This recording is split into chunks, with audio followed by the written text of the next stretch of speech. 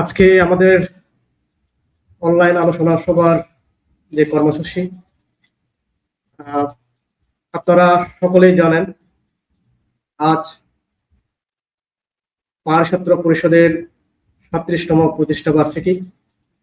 এই প্রতিষ্ঠা বার্ষিকী উপলক্ষে আমাদের যে অনলাইন আলোচনা সভা,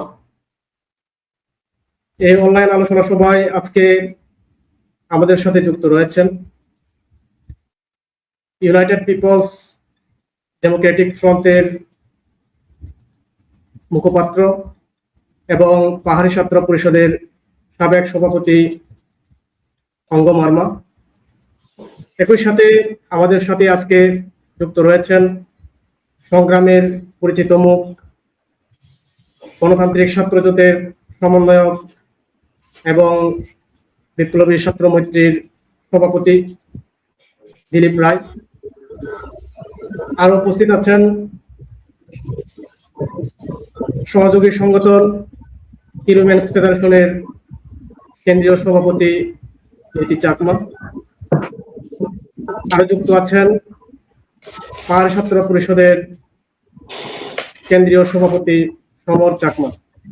আমি সকলকে আজকের আলোচনা সভায় বৃহত্তর পার্বত্য চট্টগ্রাম পাহাড়ি ছাত্র পরিষদ কেন্দ্রীয় কমিটির পক্ষ থেকে সংগ্রামী শুভেচ্ছা এবং রক্তিম অভিবাদন জানাচ্ছি।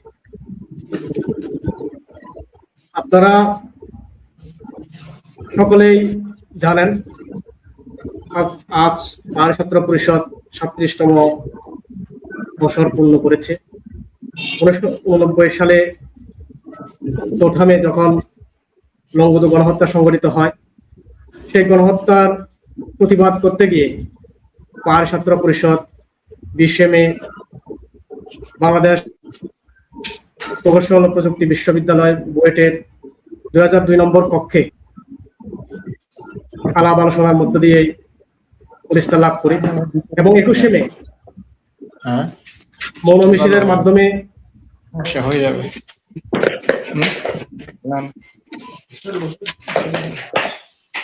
২১ মে মৌন মিছিলের মাধ্যমে পাহাড়ি ছাত্র পরিষদ লংগদু গণহত্যার প্রতিবাদে মৌন মিছিল করে সেই থেকে বর্তমান সময় পর্যন্ত দীর্ঘ ৩৭ বছর লড়াই সংগ্রামে বিভিন্ন পথ পরিক্রমায় প্রতিবন্ধকতা সাধক গোষ্ঠীর রক্তচক্ষু উপেক্ষা করে আজ পর্যন্ত পাহাড়ি ছাত্র পরিষদ তার লড়াই সংগ্রাম জারি রেখেছে। আজকের ৩৭তম যে প্রতিষ্ঠা বার্ষিকী, এই প্রতিষ্ঠা বার্ষিকীর ৩৭টি বছর পেরোনোর পথে আজকে পার্বত্য চট্টগ্রামের পাহাড়ি জনগণের লড়াই সংগ্রাম করতে গিয়ে যারা শহীদ হয়েছেন, আত্মত্যাগ করেছেন এবং মৃত্যুবরণ করেছেন, সকলকে আমি আজকের এই আলোচনা সভায় তাদেরকে শ্রদ্ধা করে স্মরণ করছি। আপনারা সকলেই জানেন, পাহাড়ি ছাত্র পরিষদ শুধুমাত্র একটি নাম নয়, এটি বিভীষিকাময় লংগদু গণহত্যার মধ্য দিয়েই আজকে এই পর্যন্ত তার আন্দোলন সংগ্রামের যে লড়াকু মানসিকতা, যে লড়াকু চেতনা, সেই চেতনাকে ধারণ করেই হচ্ছে আজও পর্যন্ত পাহাড়ি ছাত্র পরিষদ তার আদর্শ থেকে বিচ্যুত হয়নি। এটি তৎকালীন সময়ে পার্বত্য জনমানুষের বুকে পাহাড়ি ছাত্র পরিষদ এক নতুন আশার সঞ্চার করেছিল। পুরো পার্বত্য চট্টগ্রামের জনমানুষকে এই পাহাড়ি ছাত্র পরিষদ নেতৃত্বের মধ্য দিয়েই আন্দোলন সংগ্রামে সংগঠিত করেছিল। আমি আজকের এই ৩৭তম প্রতিষ্ঠা বার্ষিকী উপলক্ষে আমাদের যারা অতিথি রয়েছেন, আমি অতিথিদের মধ্য থেকেই প্রথমেই আমি যেতে চাই পাহাড়ি ছাত্র পরিষদের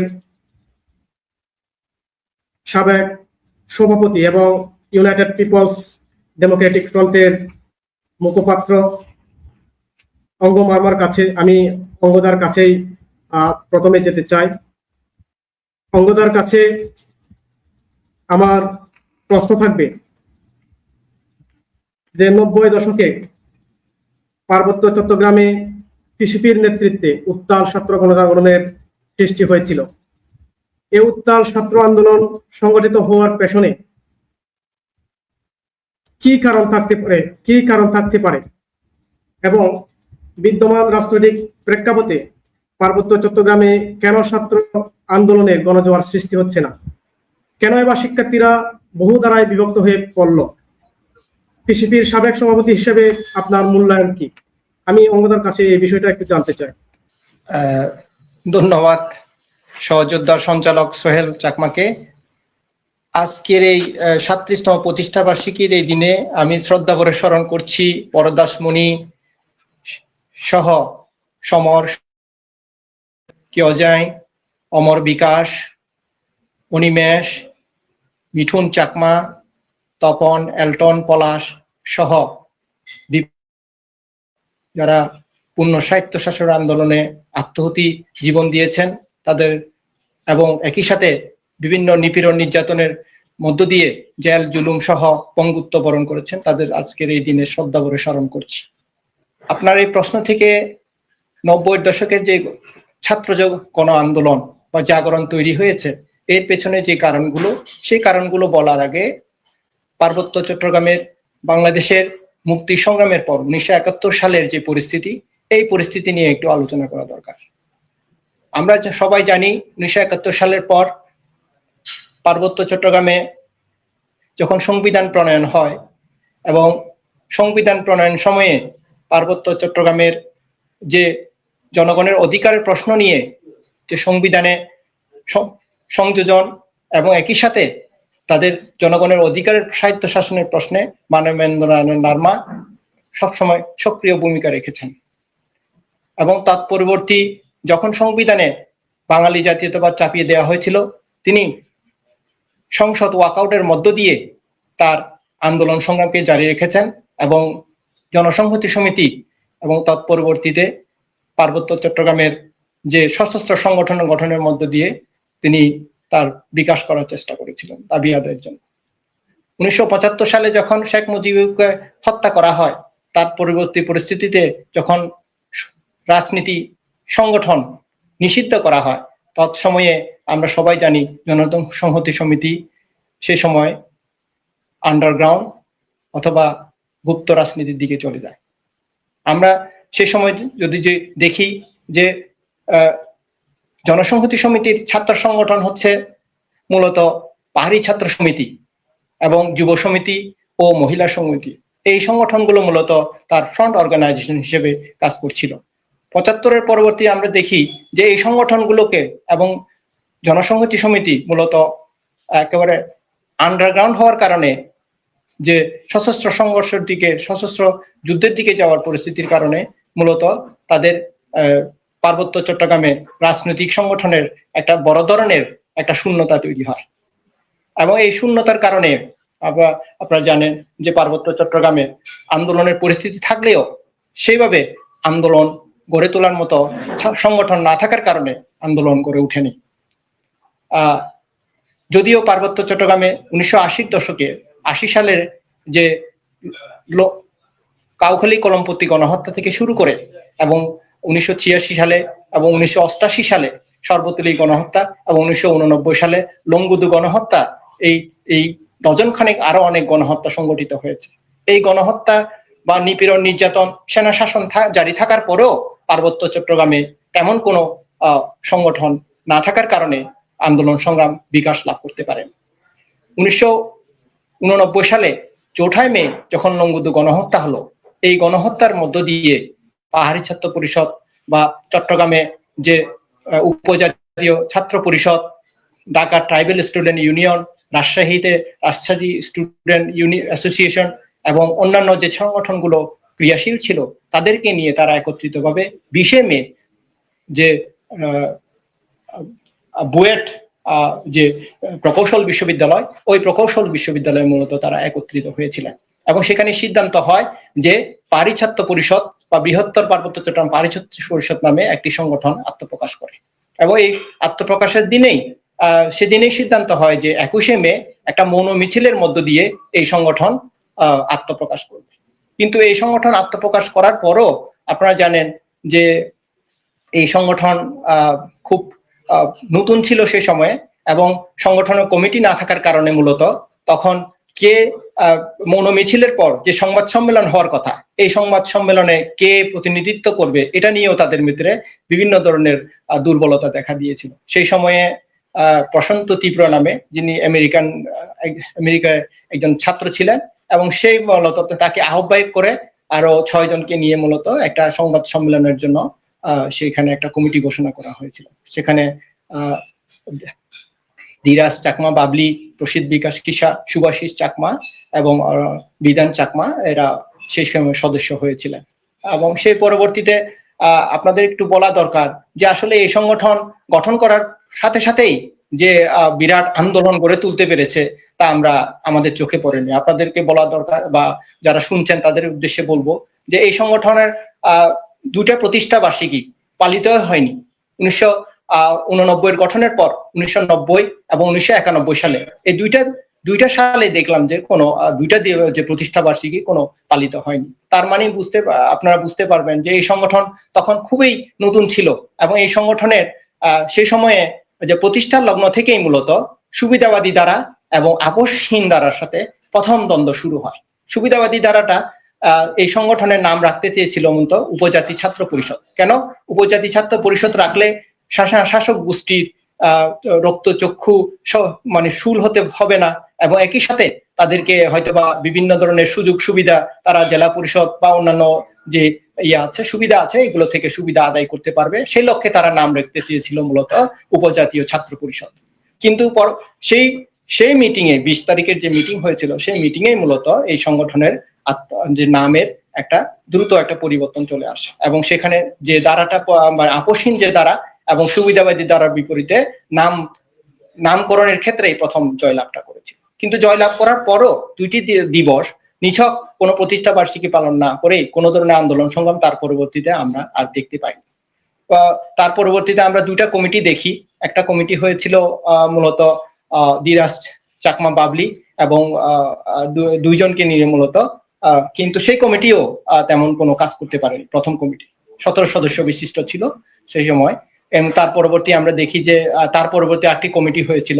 সেখানে সেই কমিটিতে দায়িত্ব নিয়েছিলেন মূলত বিশ্বজিৎ সভাপতি এবং প্রতিম রায় পাম্পু নামে একজন রাঙামাটি, তিনি সে সময় সাধারণ সম্পাদক নিয়োগ পেয়েছিলেন। এবং সেই কমিটিও আমরা যতটুকু জানি তেমন কোনো কাজ করতে পারেনি। প্রতিষ্ঠা বার্ষিকী তো দূরের কথা, তেমন কোনো সাংগঠনিক কার্যক্রম আমরা এখানে তাদের দেখতে পাইনি। সেই সময়ে একটি ঘটনা ঘটেছিল আপনাদের বলা দরকার। সেই সময়ে 1989 সালে যে পার্বত্য চট্টগ্রামে জেলা পরিষদ নির্বাচন হয়েছিল, সেই নির্বাচনে জনসংহতি সমিতি মানে ভোট বর্জন এবং বয়কট করার ঘোষণা দিয়েছিল। কিন্তু নিছক ঘোষণা দেওয়ার মধ্য দিয়ে আমরা যেটা সেই সময় দেখেছি, জনসংহতি সমিতি পুরো ব্যর্থ হয়েছিল, এবং সেই ব্যর্থতার কারণে জনসংহতি সমিতি পুরো পার্বত্য চট্টগ্রামের রাজনীতির ক্ষেত্রে একবারে ব্যাক ফুটে চলে যায়, এবং জনগণের সমর্থন তো দূরের কথা, সেখানকার শাসক গোষ্ঠীর যে নিপীড়ন নির্যাতনের বিরুদ্ধে জনগণকে সংগঠিত করার যে প্রশ্নগুলো আছে সেগুলোতে আর সামনে আসতে পারেনি। সেই ভোট বর্জনের সফল করতে না পারাও সেটা একটা বড় ধরনের কারণ। এবং সেই পরবর্তী পরিস্থিতি আমরা দেখি যে সমীরণ দেওয়ান খাগড়াছড়ি, গৌতম দেওয়ান রাঙামাটি এবং সাচিংপ্রু, যিনি বর্তমানে এখন এমপি আছেন বিএমপি থেকে, তিনি সেই সময়ে জেলা পরিষদ চেয়ারম্যান হিসেবে নিয়োগ প্রাপ্ত হয়েছিলেন।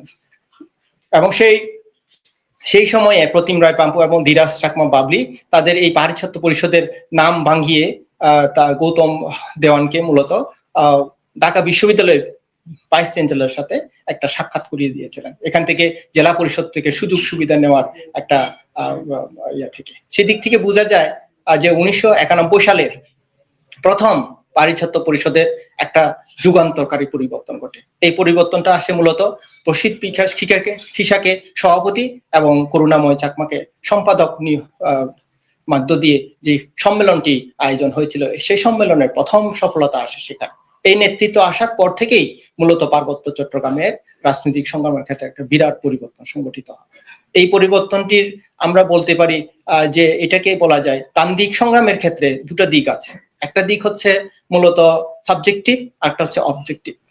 যদি অবজেক্টিভ শর্ত, যেটা পার্বত্য চট্টগ্রামের নিপীড়ন নির্যাতন দমন পীড়ন হত্যাযজ্ঞ সেনা শাসন একই সাথে ডজন খানিক গণহত্যা আছে সংগঠিত হয়েছে, সেখানে সে তার বিপরীতে যে সংগঠন না থাকার কারণে, একটা সাবজেক্টিভ শর্ত না থাকার কারণে মূলত সংগঠন এই সমস্যাগুলোকে নিয়ে আন্দোলন সংগঠিত করার প্রশ্নে এখানে কিছুটা মানে আমাদের দুর্বলতা দেখা দিয়েছিল।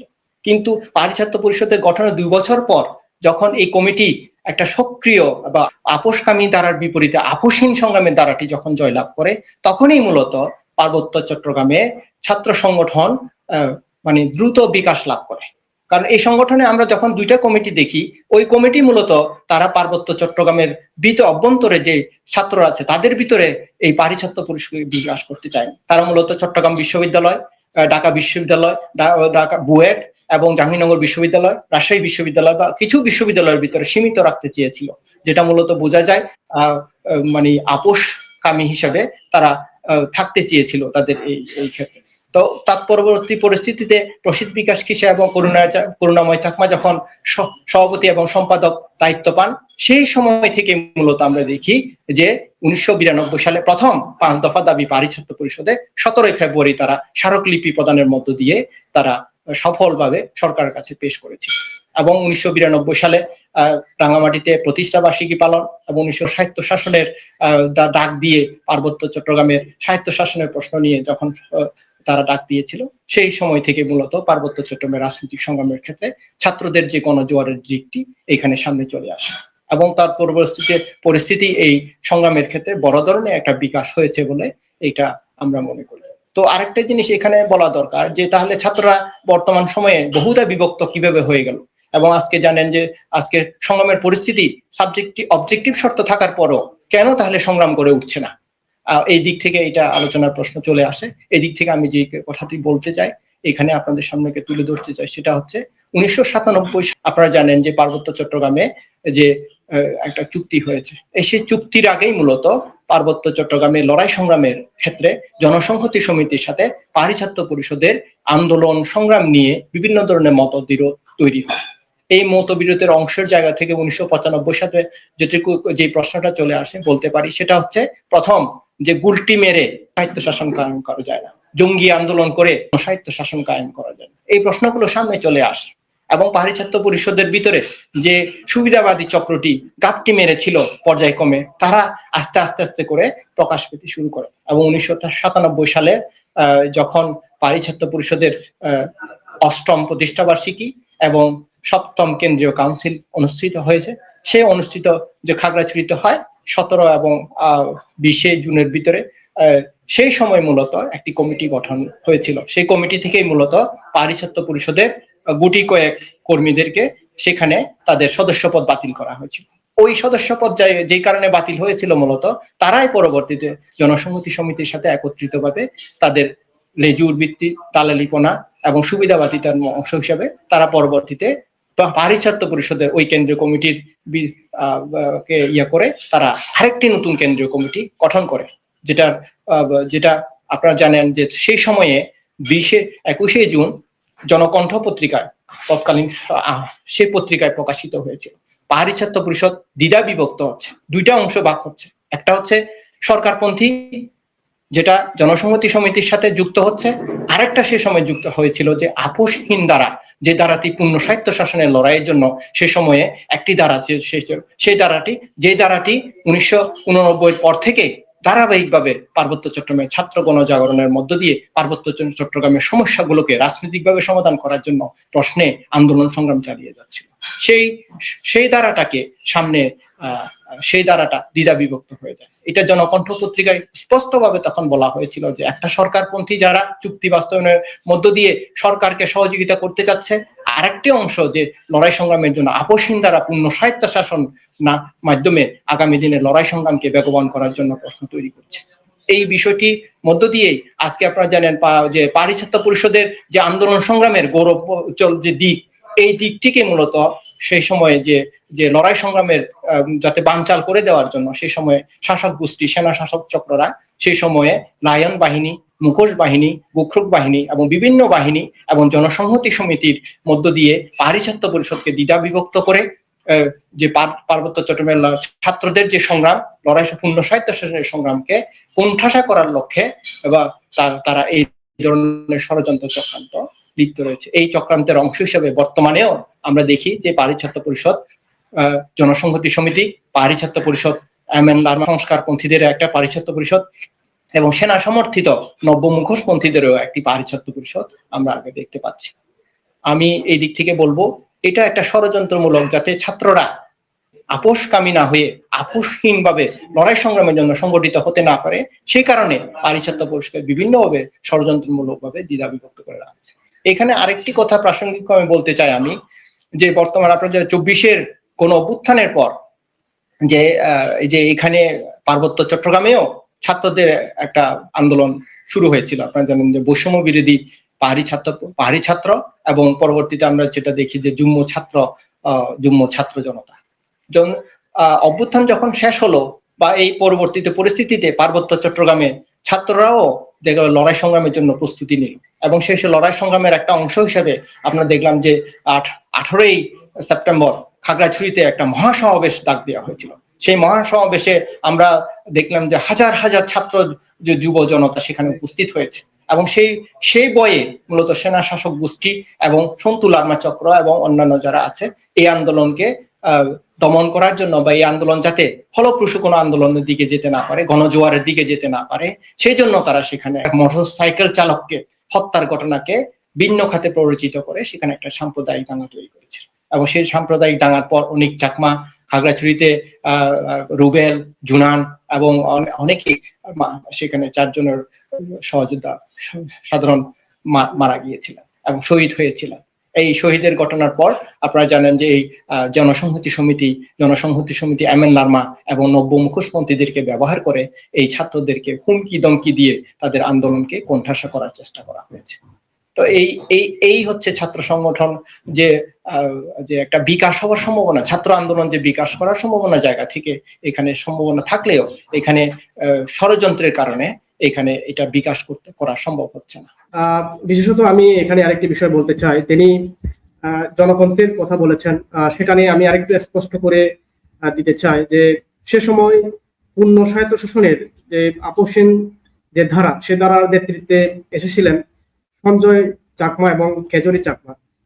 সভাপতি সম্পাদক পদে তারা ছিলেন পূর্ণ স্বায়ত্ত শাসন সেই আপোষহীন ধারা, এবং অন্যদিকে যাদেরকে সরকারপন্থী বা যারা শক্তিকে সমর্থন দিয়ে আবার নতুন করে এখানে চট্টগ্রামে যে পোলো গ্রাউন্ড মাঠে, সে সময় এখানে স্পষ্ট লেখা আছে সেই পত্রিকায়, তারা আবার নতুন করে ওই কমিটির বিপরীতে গিয়ে তারা আরেকটা কমিটি গঠন করে, এবং সেই সরকারপন্থী কমিটির নেতৃত্বে যারা ছিলেন তারা হচ্ছেন প্রণয় দেওয়ান, তোয়ায়ং মার্মা এবং পোলাদ চাকমা। তারা চুক্তিকে সমর্থন দিয়ে তারা চুক্তিপন্থী হিসেবে তারা আরেকটি কমিটি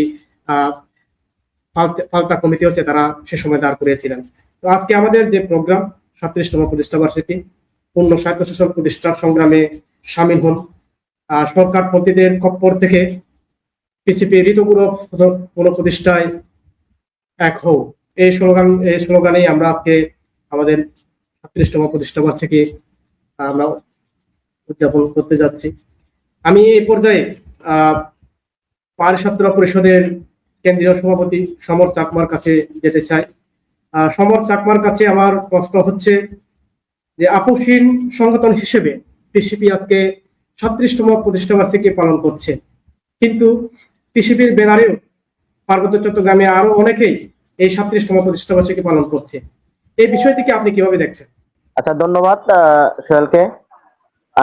পাহাড়ি ছাত্র পরিষদের 37তম প্রতিষ্ঠা বার্ষিকী উপলক্ষে আজকের যে অনলাইন আলোচনা সভা, এখানে উপস্থিত অতিথিবৃন্দ, আলোচক যারা উপস্থিত হয়েছেন তাদেরকে ধন্যবাদ। একই সাথে আমাদের আজকে যে লাইভ সম্প্রচার হচ্ছে, এখানে আমাদের ফেসবুক পেজের সাথে যারা সংযুক্ত হয়েছেন, এই পেজের আলোচনার মধ্য দিয়ে আমি 37তম প্রতিষ্ঠা বার্ষিকী উপলক্ষে সকলকে সংগ্রামী শুভেচ্ছা জানাচ্ছি। আজকে আলোচনা সভায় আপনি যে প্রশ্নটি করেছেন, আপোষহীন ছাত্র সংগঠন হিসেবে পিসিবি 37তম প্রতিষ্ঠা বার্ষিকী পালন করছে, আরেকদিকে পিসিবির ব্যানারেও মানে রাঙামাটিতে আর খাগড়াছড়িতে আজকেও দেখা গেল তারাও 37তম প্রতিষ্ঠা বার্ষিকী পালন করছে। আজকে যে বিষয়টা হচ্ছে, প্রথমে বলতে হয়, এই যে একটা প্রবাদ রয়েছে, মার্কা দেখিয়া লইবেন চিনিয়া। আজকে পাহাড় ছাত্র পরিষদের পার্বত্য চট্টগ্রাম ছাত্র সমাজের যে আন্দোলন চলছে, এখানে যে সংগঠনের যে একসময় যে বাংলাদেশে বলা হতো অলিতে গলিতে বাংলাদেশে হচ্ছে সভাপতি, সহসভাপতি, এই সে নানান পদবিধারে হচ্ছে অভাব নাই। আজকে পিসিবির ক্ষেত্রে যদি দেখি, আপসহীন সংগঠন হিসেবে পাহাড় ছাত্র পরিষদ হচ্ছে, আমরা সেটা দাবি করতেছি পিসিবির মূলধারা হিসেবে। আরেকদিকে পাহাড় ছাত্র পরিষদের নামে অনেকেই আবার তারা প্রতিষ্ঠা বার্ষিকী পালন করছে, কিন্তু এটা শুভঙ্করের যে ফাঁকি বলা হয়, এই শুভঙ্করের ফাঁকিটা ঠিক এই জায়গায়। এখন সে শুভঙ্করের ফাঁকিটা যদি চিহ্নিত করতে হয়, তাহলে আমাদের 89 পাহাড় ছাত্র পরিষদ কিভাবে গঠন হয়েছে সেদিকে যেতে হয়। এখন আমাদের এখানে অঙ্গদা আলোচনা করেছেন, তিনি পাহাড় ছাত্র পরিষদের সাবেক সভাপতির দায়িত্ব পালন করে গেছেন। এ বিষয়ে নিশ্চয় আরো আলোকপাত করবেন, নিশ্চয় করেছেন এই বিষয়ে। তারপর আমি যেতে চাই যে পাহাড় ছাত্র পরিষদের আপসহীন এবং আপসকামী যে ধারা দুটো, এটা আসলে শুরু থেকে আমাদেরকে চিহ্নিত করতে হবে। 89 সালে 20 মে পাহাড় ছাত্র পরিষদ যে গঠন হলো, 21 মে যে মনোমিশনের মধ্য দিয়ে ঢাকায় আত্মপ্রকাশ করলো, এই মনোমিশনে ব্যানারে কি নাম ছিল? লংগদু গণহত্যার প্রতিবাদে যে মনোমিশন হচ্ছিল, সেখানে স্পষ্ট উল্লেখ ছিল, যে লেখা ছিল যে ব্যানারে, যে একটা ঐতিহাসিক ছবি এখানে এখনো সোশ্যাল মিডিয়া বিভিন্ন জায়গায় হচ্ছে, সেটা দেখা যায়, আমাদের কাছে রয়েছে সেটা, যে বৃহত্তর পার্বত্য চট্টগ্রাম পাহাড়ি ছাত্র পরিষদ। এটাই হচ্ছে সেই 89 20 মে লংগদু গণহত্যার প্রতিবাদে 20 মে যে পিসিবি গঠন হয়েছে, সেই পিসিবির নাম হচ্ছে বৃহত্তর পার্বত্য চট্টগ্রাম পাহাড়ি ছাত্র পরিষদ। এটা হচ্ছে সেই মনোমিশনের যে ঐতিহাসিক যে ছবিতে রয়েছে, সেটাই হচ্ছে তার সাক্ষী দেয়, স্পষ্ট হচ্ছে সেটা। এখন পিসিবি যদি বৃহত্তর পার্বত্য চট্টগ্রাম পাহাড়ি ছাত্র পরিষদ, সেটা সেভাবে হচ্ছে মূলধারার যে জায়গা থেকে লড়াই সংগ্রামের যে ধারাবাহিকতা যদি দেখি, তারা হচ্ছে সংগ্রাম করেছে, বা পিসিবিতে যারা সে সময় ছিল, এই যে সংগ্রামী ধারার সাথে সাথে কিন্তু আপসকামী ধারাটাও ছিল। সেখানে সুবিধাবাদের যে জায়গাটা ছিল, তারা মনে করেছিল যে বাইরে খ্যাতিমান বিপ্লবী সেজে রাতে হচ্ছে তারা জেলা পরিষদে গিয়ে তলে তলে তাদের সাথে হচ্ছে আঘাত করে, এই ধরনের একটা বৈশিষ্ট্য হচ্ছে যে সুবিধাবাদের জায়গাটা, সেটা তারা দেখিয়েছে, সেটা স্পষ্ট দেখা গেছে শুরু থেকে। এখানে সহযোদ্ধা আমাদের অঙ্গদা সেটা আলোচনা করেছেন আজকে আলোচনা সভা। আজকে পার্বত্য চট্টগ্রামের ক্ষেত্রে যে ঐতিহাসিক যে ঘটনাগুলো যদি আমরা দেখি, এই যে লোগাং লং মার্চ, যে 92 সালে 10 এপ্রিল লোগাং গণহত্যার প্রতিবাদে যে 28 এপ্রিল যে লোগাং লং মার্চ হলো, সেখানে যে বৃহত্তর ছাত্র আন্দোলন পার্বত্য চট্টগ্রামে ছড়িয়ে পড়েছিল, আনাচে কানাচে ছাত্র জনগণের যে গণজোয়ার সৃষ্টি হয়েছিল, এই সৃষ্টি গণজোয়ারে যে ঢেউটা এসেছিল, সেটা মূলত আসলে প্রসিদ্ধ বিকাশ কিসা যখন 1991 সালে হচ্ছে পাহাড়ি ছাত্র পরিষদের কেন্দ্রীয় সভাপতির দায়িত্ব নেন, তখন থেকে এই আন্দোলনের জোয়ার কিন্তু যেটা পার্বত্য চট্টগ্রামে বয়ে গিয়েছিল, এটা হচ্ছে স্পষ্ট থেকে ঐতিহাসিক থেকে এই ঘটনাগুলো থেকে জানা যায়। এখন এই যে 92 সালে পাহাড়ি ছাত্র পরিষদের 20 মে রাঙামাটিতে যে তৃতীয় প্রতিষ্ঠা বার্ষিকীতে স্বায়ত্ত শাসনের যে ডাক দেওয়া হলো, এটা হচ্ছে পিসিবির যে আপসহীন ধারার যে একটা মাইল ফলক ঘটনা বলা যায়। সেটা তারা প্রতিষ্ঠা বার্ষিকী থেকে স্বায়ত্ত শাসনের ডাক হচ্ছে সেখানে দিয়েছিল রাঙামাটি থেকে তৃতীয় প্রতিষ্ঠা বার্ষিকীতে। এই যে আপসকামী এবং আপসহীন ধারার মধ্যে যে স্পষ্ট যে সংগ্রামের যে ধারাটা রয়েছে, সেটা কিন্তু এই যে ধারাগুলো এবং লড়াই সংগ্রামের দৃশ্যপটগুলো দেখলে কিন্তু এখানে স্পষ্ট বোঝা যায়। এরপরে হচ্ছে যদি দেখি, এক সময় এটাও চলে আসে যে 94 দিকে, তখনও তো শান্তি বাহিনীর আছে, তারা চুক্তি করে নেই। সেখানে প্রয়াত যে সাংবাদিক ভোরের কাগজে যে সাংবাদিক সেলিম সাহেব প্রশ্ন করেছিলেন কুন্তলার মাকে, পাহাড়ি ছাত্র পরিষদ, পাহাড়ি গণপরিষদ, ফেডারেশন কি আপনাদের সংগঠন কিনা, আপনাদের অঙ্গ সংগঠন কিনা, এই প্রশ্নটা কিন্তু করেছিলেন। যেটা হচ্ছে যে পার্বত্য চট্টগ্রামে জিহাদটা মঞ্জুর বই মহিউদ্দিন আহমেদ সেখানে স্পষ্ট উল্লেখ করেছিল যে এই প্রশ্নগুলা। কুন্তলার মা বলেছিলেন, না, এটা আমাদের কোন অঙ্গ সংগঠন নয়। তাদের সাথে আন্দোলনের জায়গা থেকে এবং দাবি নেওয়ার জায়গা থেকে তাদের সাথে আমাদের কিছু সাদৃশ্যতা সেখানে রয়েছে। এখানে স্পষ্ট সুন্দরার মাও অস্বীকার করেছে, বলেছে যে পাহাড়ি ছাত্র পরিষদ, কিরুবেন ফেডারেশন এবং যে পাহাড়ি গণপরিষদ করেছে, এই সংগঠনগুলো তাদের অঙ্গ সংগঠন নয়। এখানে কিছুক্ষণ আগে অঙ্গদা আলোচনা করেছেন যে পাহাড়ি ছাত্র সমিতি হচ্ছে জেএসএস অঙ্গ সংগঠন ছিল, যেটা হচ্ছে ভারতের আগরতলায়, কলকাতায়, গুয়াহাটিতে তাদের কার্যক্রম ছিল। এটা হচ্ছে এই এখন এই জিনিসগুলো হচ্ছে আলোচনায় আসা অত্যন্ত জরুরি আর কি। এই দিক থেকে যে যে সাক্ষাৎকার এবং যে পূর্ণ স্বায়ত্ত শাসন যে যে দাবিগুলো যে হচ্ছে স্বায়ত্ত শাসনের ডাক দেওয়া এবং 97 সালে হচ্ছে 10ই মার্চ যে পাহাড় ছাত্র পরিষদ, পাহাড়ি গণপরিষদ, ইউনিয়ন ফেডারেশনের নেতৃত্বে যে ঢাকা থেকে যে পূর্ণ স্বায়ত্ত শাসন দাবি যে উত্থাপন করা হলো, তার আগে তো অনেক ঘটনা সেখানে নিশ্চয় কাজ করেছে। এখানে উৎখাতের যে বিষয়টা আসলে যে আপনিও আলোচনা করেছেন, সেখানে অঙ্গদাও আলোচনা করেছে, এটা যে তখনকার যে জনকণ্ঠ যে পত্রিকায়, সেখানে 21 জুনে যে পত্রিকায় স্পষ্ট হেডলাইন দেওয়া হয়েছে, পার্বত্য চট্টগ্রামে স্বায়ত্ত শাসনের প্রশ্নে অনেকটা বিভক্ত হচ্ছে পাহাড়ি ছাত্র পরিষদ, যে দ্বারা তা হচ্ছে স্বায়ত্ত শাসনের প্রশ্নে কিন্তু পাহাড়ি ছাত্র পরিষদের এক প্রকারের সেখানে বিভক্তের জায়গাটা তৈরি হয়েছিল। যারা স্বায়ত্ত শাসন চেয়েছিল হচ্ছে তারা সঞ্চয় চাকমা, এরপর হচ্ছে কেজরি মার্মার নেতৃত্বে যে অংশটা ছিল তারা, এরপরে হচ্ছে যাদেরকে উৎখাত করা হয়েছে যে আবাসকামী যে দ্বারা ছিল, যে প্রণয় দেওয়ান, পলাশকিসা থেকে শুরু করে যে সক্রতা ছিল, তারাই কিন্তু এই যে স্বায়ত্ত শাসনের যে লড়াই করছিল, যে দাবিটা করেছিল, সে দাবি থেকে সরে গিয়ে যাদেরকে উৎখাত করা হয়েছে যে পলাশকিসাদের, তারাই কিন্তু জেএসএস সাথে আঘাত করে তারা চেয়েছিল যে চুক্তি হতে যাচ্ছে, সে চুক্তির মধ্যে দিয়ে তারা একটু সুবিধা ভোগী হতে পারার মতো, সেজন্য তারা কিন্তু এই অংশদেরকে সে পলাশকিসাদের চক্রদের দিয়ে কিন্তু পাহাড়ি ছাত্র পরিষদকে এক ধরনের বিভক্তের জায়গাটা সেখানে টেনে দেখা হয়েছে। সেখানে এখন যে শাসক গোষ্ঠী বোলা পানিতে মাছ শিকার করার মতো করে আজকে পাহাড়ি ছাত্র পরিষদের নাম ভাঙিয়ে হচ্ছে বিভিন্ন সংগঠন তৈরি করে দেওয়া হচ্ছে। এখানে বর্তমান ছাত্র সমাজ কেন্দ্র সেখানে কিন্তু দ্বিধা বিভক্তি হচ্ছে আসলে পাহাড়ি ছাত্র পরিষদের মূল দ্বারা কোনটা।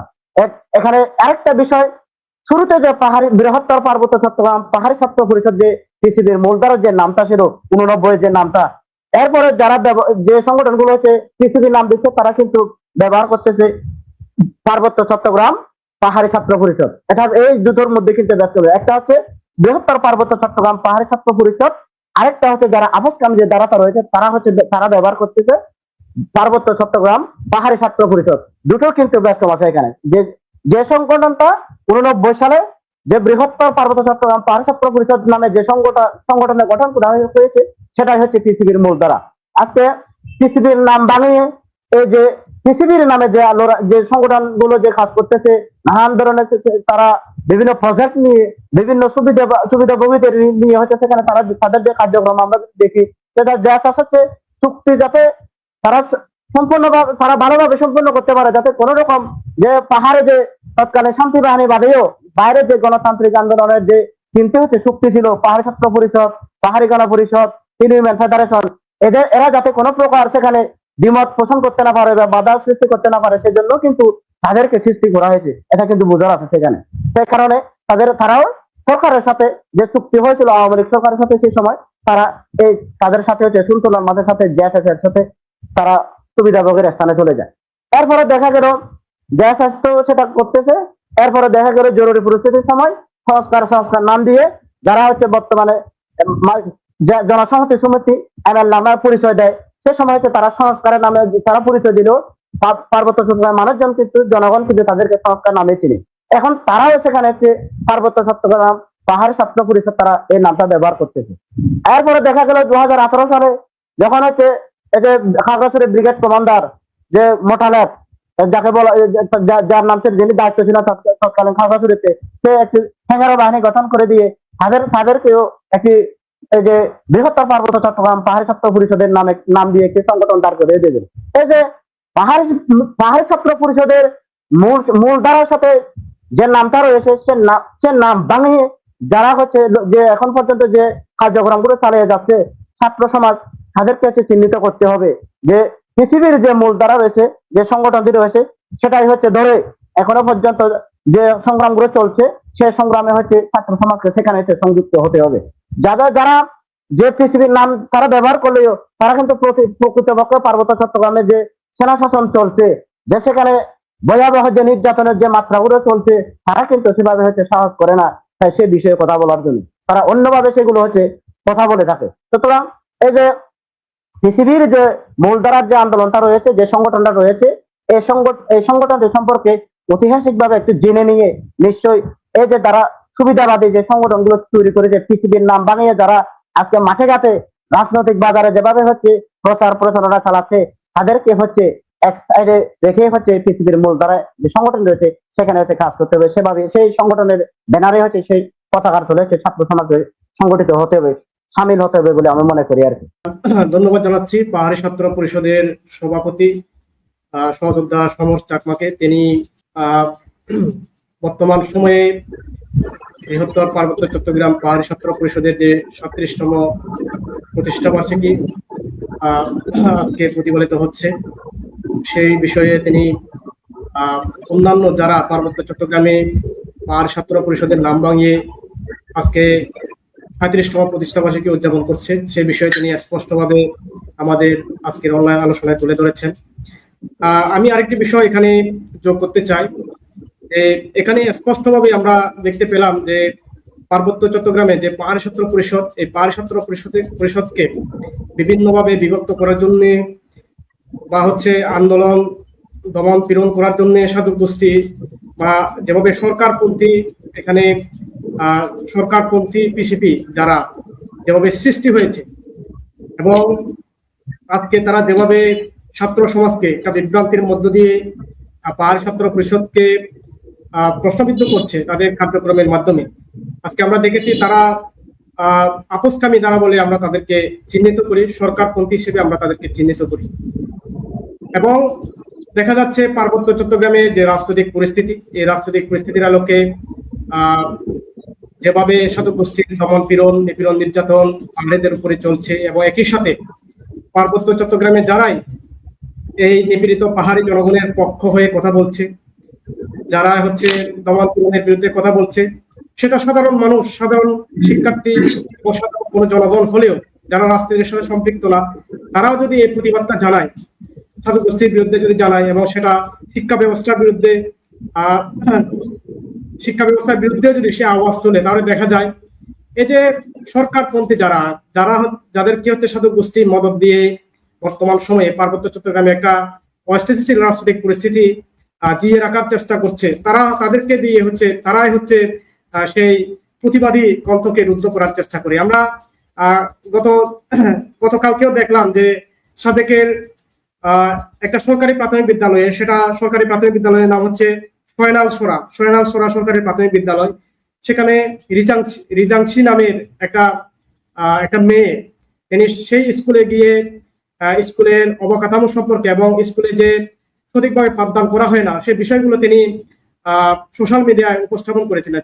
তিনি হচ্ছে সেই বিষয়গুলো, সেই সমস্যাগুলো তুলে আনার চেষ্টা করেছেন এবং সেটা পরবর্তীতে দেখা গেল যে সেই জায়গাটা জ্যাসাস অধ্যুষিত এলাকা হওয়ায় তারা নানাভাবে সেই মেয়েকে, সেই শিক্ষার্থীকে হচ্ছে নানাভাবে হুমকি প্রদান করে, কেন তিনি এই ব্যাপারে এই স্কুলের পাঠদান সম্পর্কে, এখানে সঠিকভাবে পাঠদান না হওয়া সম্পর্কে এবং শিক্ষকদের যে এখানে একটা গাফিলতি, সেই গাফিলতি গুলো তিনি কেন তুলে আনলেন, তাকে ফ্যামিলি সহ এবং তাকে বিভিন্নভাবে হুমকি দেওয়া হয়েছে, আমরা সোশ্যাল মিডিয়ায় সেটা দেখেছি।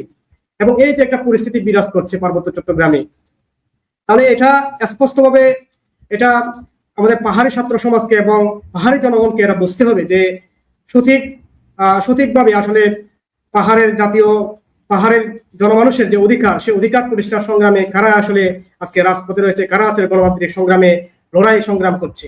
আমি আসতে চাই আজকে গণতান্ত্রিক ছাত্র জোটের সমন্বয়ক এবং বিপ্লবী ছাত্র মৈত্রীর সভাপতি দিলীপ দার কাছে আমি যেতে চাই। দিলীপ দার কাছে আমার প্রশ্ন থাকবে, পাহাড়ি ছাত্র যে রাজনৈতিক অবস্থান, সেই রাজনৈতিক অবস্থান সম্পর্কে আপনার দৃষ্টিভঙ্গি কেমন, এবং এই যে কয়েক দশক ধরে পাহাড়ের রাষ্ট্রের যে নিষ্ঠুর দমন পীড়ন ও কাঠামোগতভাবে যেভাবে এথনিক ক্লিনজিং চলছে, কিন্তু এই জাতিগত নিপীড়নের চিত্র আমরা দেখি মেইন স্ট্রিম মিডিয়ায় খুব কমই আলোচিত হয়। একই সাথে এর বিরুদ্ধে সমতলে তুলনামূলকভাবে কম আওয়াজ ওঠে। এই বিষয়গুলো কেন হচ্ছে এবং আপনি জোটের সমন্বয়ক হিসেবে এই সমস্ত বিষয়কে কিভাবে দেখেন? আমি দিলীপ দার কাছে এই প্রশ্ন রাখতে চাই। পাহাড়ি ছাত্র পরিষদের 37তম প্রতিষ্ঠা বার্ষিকী উপলক্ষে আজকে যারা এখানে আলোচক হিসেবে উপস্থিত আছেন সবাইকে সহ যারা শুনছেন সবাইকে বিপ্লবী ছাত্র মৈত্রী এবং গণতান্ত্রিক ছাত্র জোটের পক্ষ থেকে জানাই বিপ্লবী শুভেচ্ছা এবং অভিনন্দন। আচ্ছা, পাহাড়ি ছাত্র পরিষদকে আমি আমাদের রাজনৈতিক দৃষ্টিভঙ্গি অনুযায়ী কিভাবে দেখি সেটা পরে আসি আগে ধরো এখানে যে মিডিয়ার ব্যাপারটা আসছে এবং সেটা নিয়ে একটু কথা বলি আর কি। ধরেন প্রথমত আমাদের যে জিনিসটা বোঝা দরকার, আমরা যে রাষ্ট্রের অভ্যন্তরে বসবাস করছি আর কি, সেই রাষ্ট্রটা তো কোনো নিরপেক্ষ প্রতিষ্ঠান না।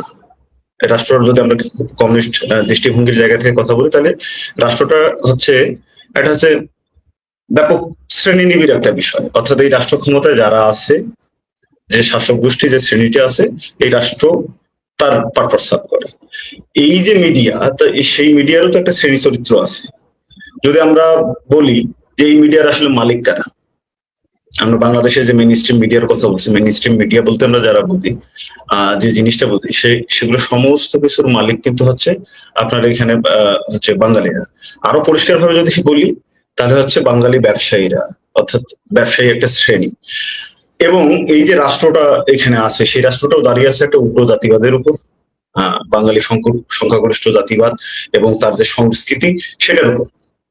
ফলত পাহাড়ে যে ধরনের নিপীড়নের ঘটনা ঘটে, যে সামরিকীকরণের ঘটনা ঘটে, যেভাবে দখলদারিত্ব চলে, এই প্রত্যেকটা জিনিসই চলে তো সেনাবাহিনীর মাধ্যমে, এবং সেটা একটা উগ্র বাঙালি জাতিবাদের মাধ্যমে, বাঙালি সংখ্যাগরিষ্ঠবাদের মাধ্যমে। তাই এইখানকার যে মিডিয়া, সেই মিডিয়া তো এর বাইরের না।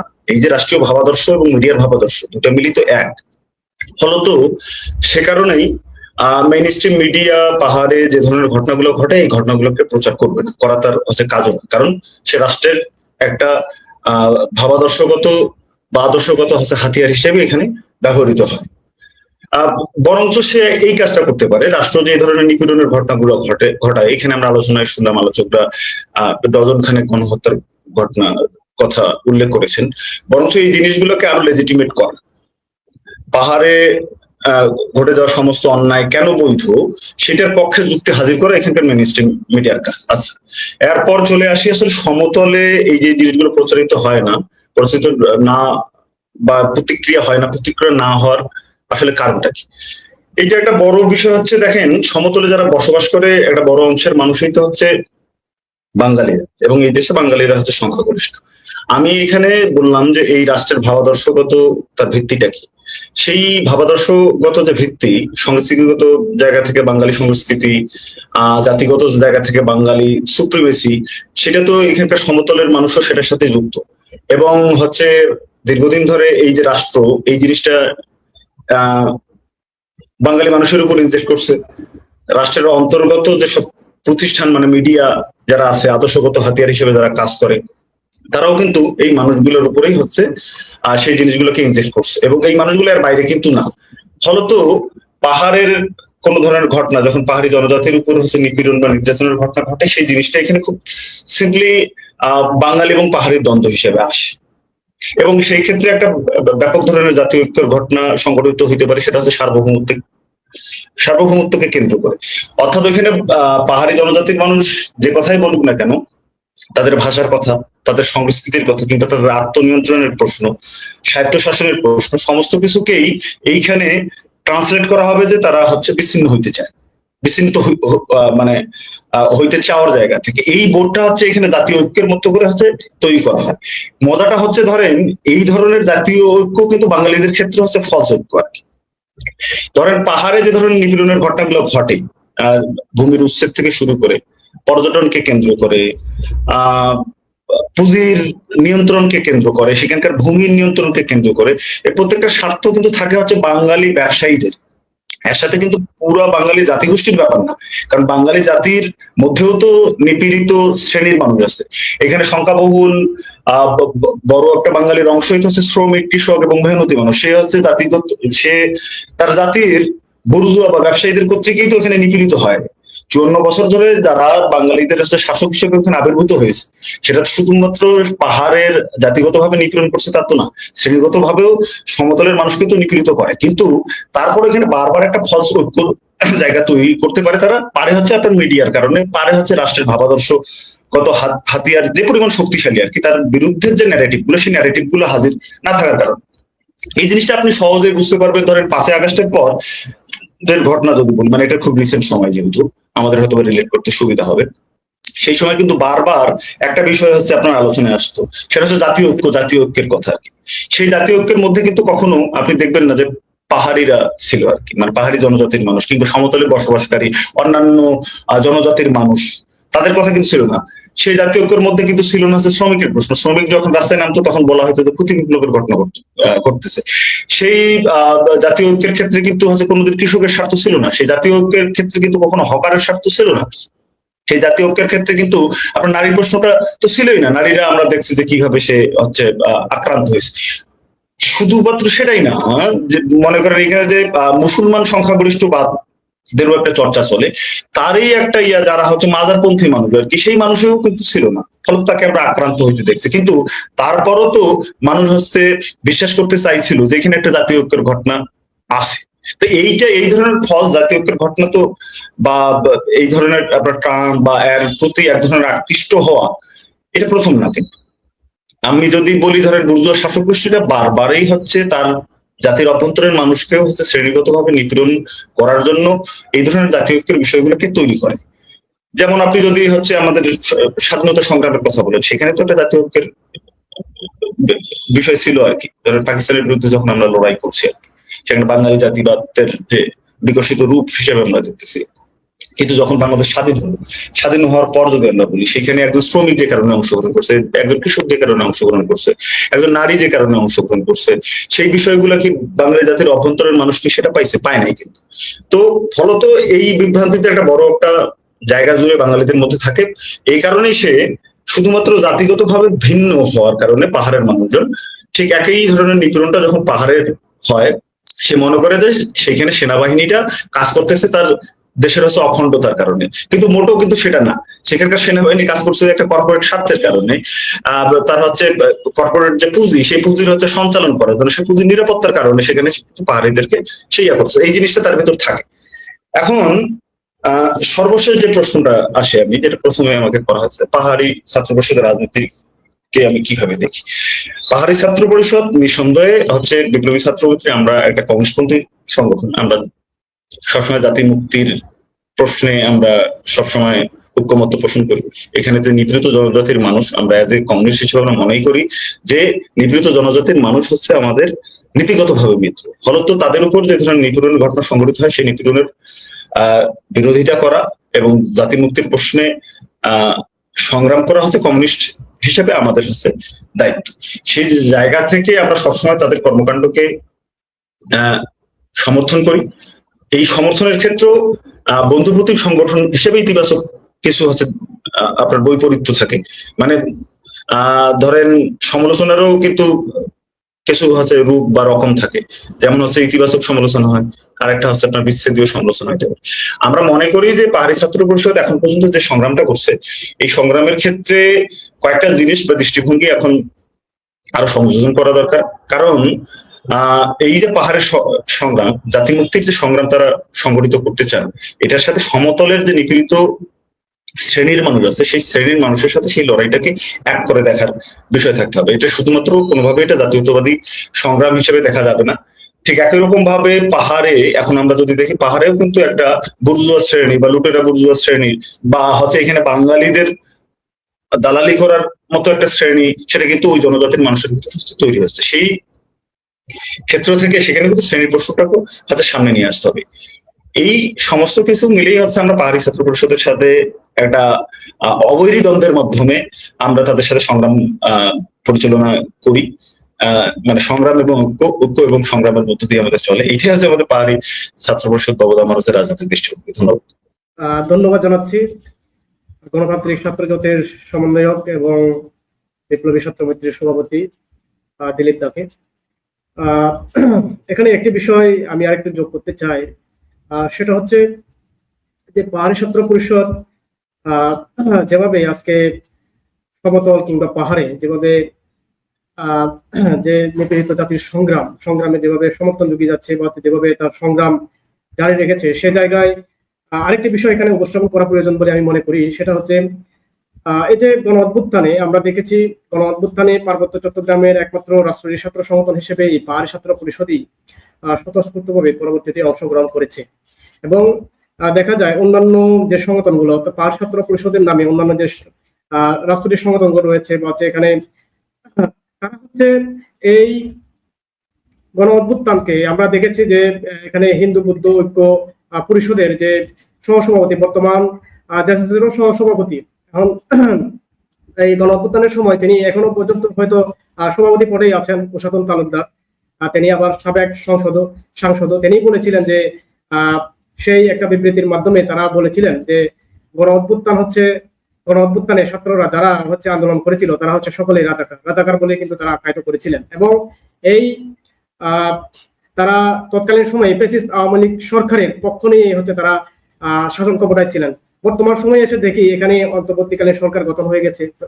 পরবর্তীতে আবার নির্বাচনের মাধ্যমে ত্রয়োদশ জাতীয় সংসদ নির্বাচনের মাধ্যমে বিএনপি সরকার ক্ষমতায় আসলো। এবং এই বিএনপি সরকারের নির্বাচনের সময়ও আমরা দেখেছি তারা কি নগ্নভাবে কি নির্লজ্জভাবে হচ্ছে তারা আবার বিএনপি সরকারকে সমর্থন জুগিয়েছিল। এবং একই সাথে অন্তর্বর্তীকালীন সময়েও কিন্তু আমরা দেখেছি যে তারা কিন্তু এই যে অন্তর্বর্তীকালীন সরকারের সাথে চুক্তি বাস্তবায়নের কথা বলে তারা যেভাবে একটা দহরম মহরম সম্পর্ক তৈরি করার চেষ্টা করেছিল সেই ক্ষমতায় থাকার জন্য। অর্থাৎ এই যে আমরা যে সুবিধাবাদী ধারা বলছি এখান থেকেই কিন্তু স্পষ্ট হয়ে যায় যে এই যে দেশাস এবং তার সমর্থিত যে সংগঠনগুলো রয়েছে অর্থাৎ পাহাড়ি ছাত্র পরিষদের নাম ভাঙিয়ে যেভাবে শিক্ষার্থীদেরকে বিভ্রান্ত করে রাখার যে পায়তারা এবং আন্দোলন বিমুখী করার যে পায়তারা তারা যেভাবে চালাচ্ছে এবং তারা বর্তমান সময়েও আজকে আমরা দেখেছি যে তারা কিভাবে হচ্ছে একেবারে রাষ্ট্রের যে শাসক গোষ্ঠী তাদের সাথে কিভাবে আঘাত করে আজকে ক্ষমতায় টিকে থাকার জন্য তারা বিভিন্নভাবে পার্বত্য চট্টগ্রামে যে রাজনৈতিক সংগ্রাম লড়াই সংগ্রাম সেই সংগ্রামকে তারা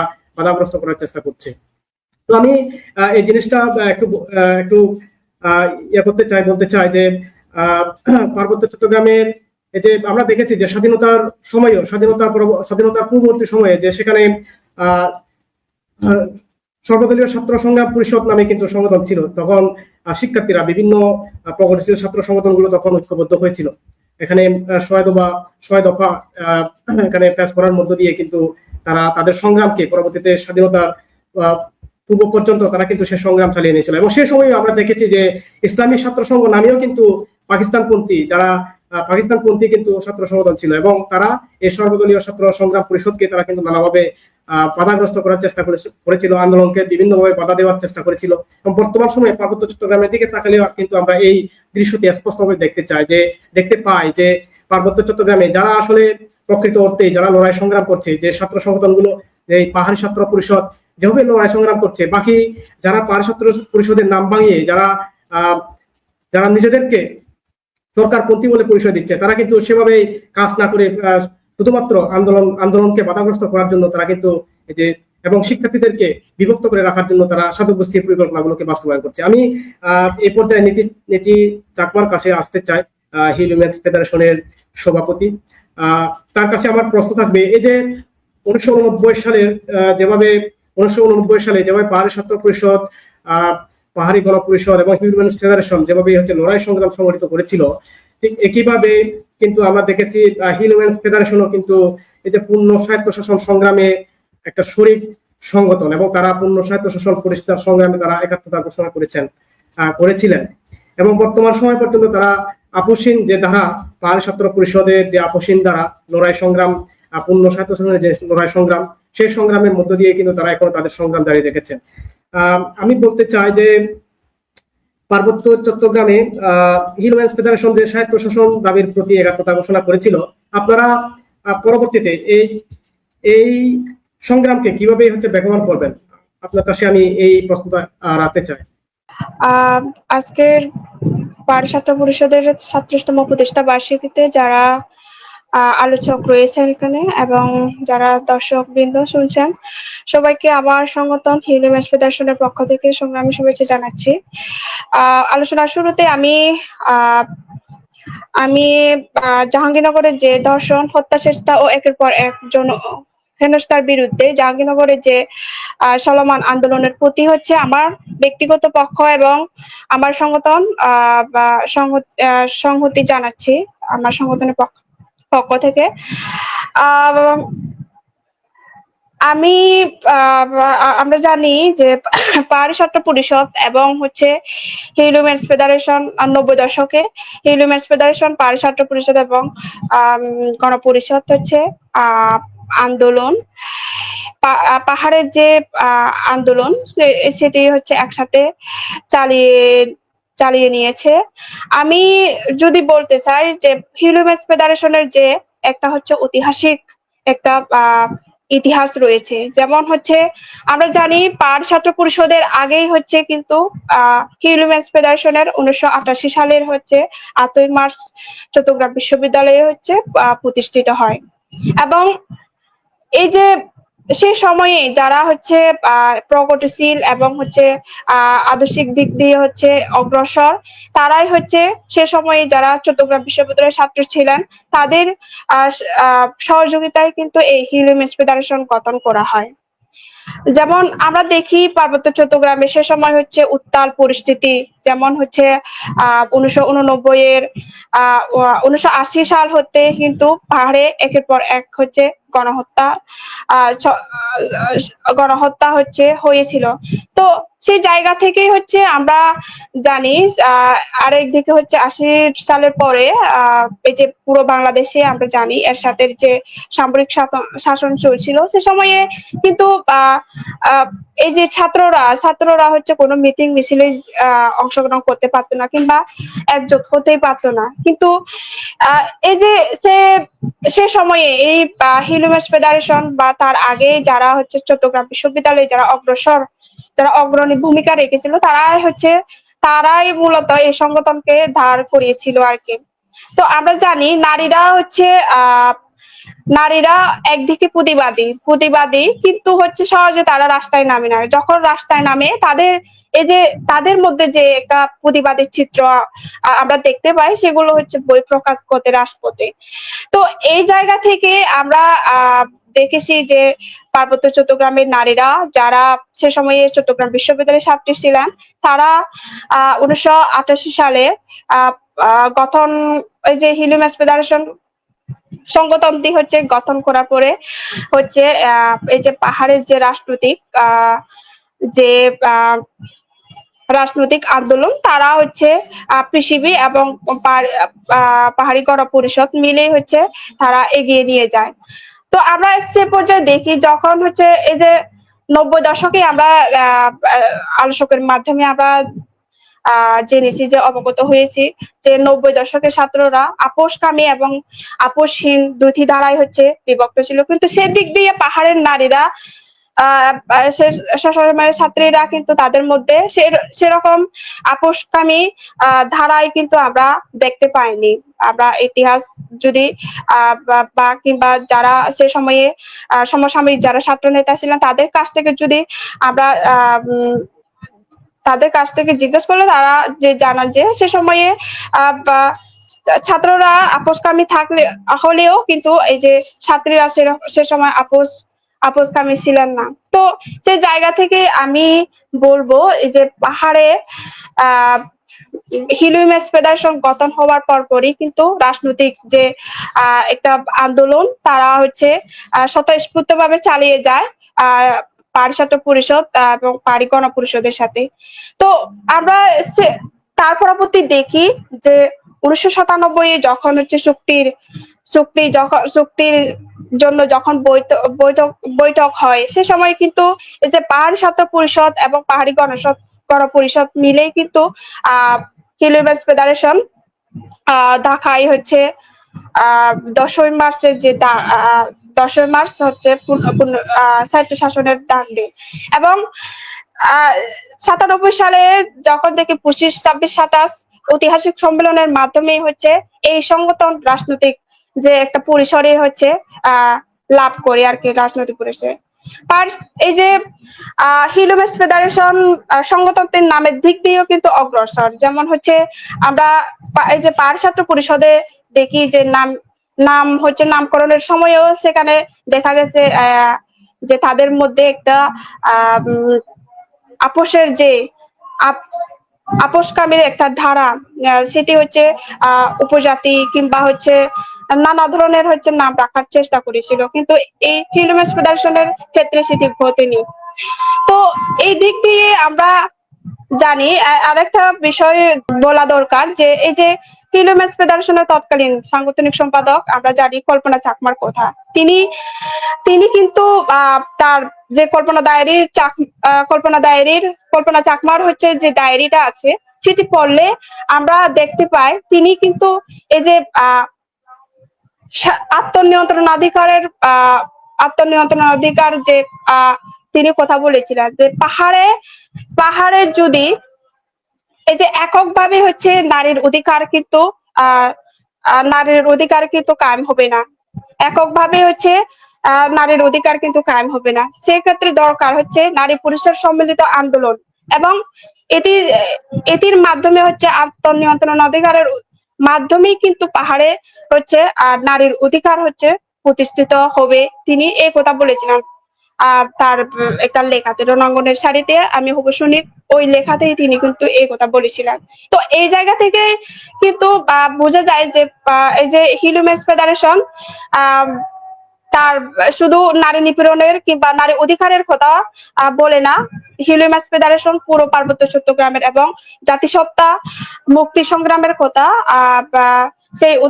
সেই গঠন হওয়ার পর থেকে বলে আসছে, এখনো পর্যন্ত সেটি বলে যাচ্ছে। এবং আমরা দেখি হিউম্যান ফেডারেশনের গঠন হওয়ার পরপরই যে ভূমিকাগুলো রেখেছিল, এবং পাহাড়ি ছাত্র পরিষদের এই যে যে কোনো প্রোগ্রামে এবং কিংবা গণপরিষদের যে কোনো প্রোগ্রামে কিন্তু হিউম্যান ফেডারেশন তখনকার সময়ে ভূমিকা রেখেছিল। আজ অবধি আমরা দেখেছি, আমরা সেই ভূমিকা পালন করে যাচ্ছি।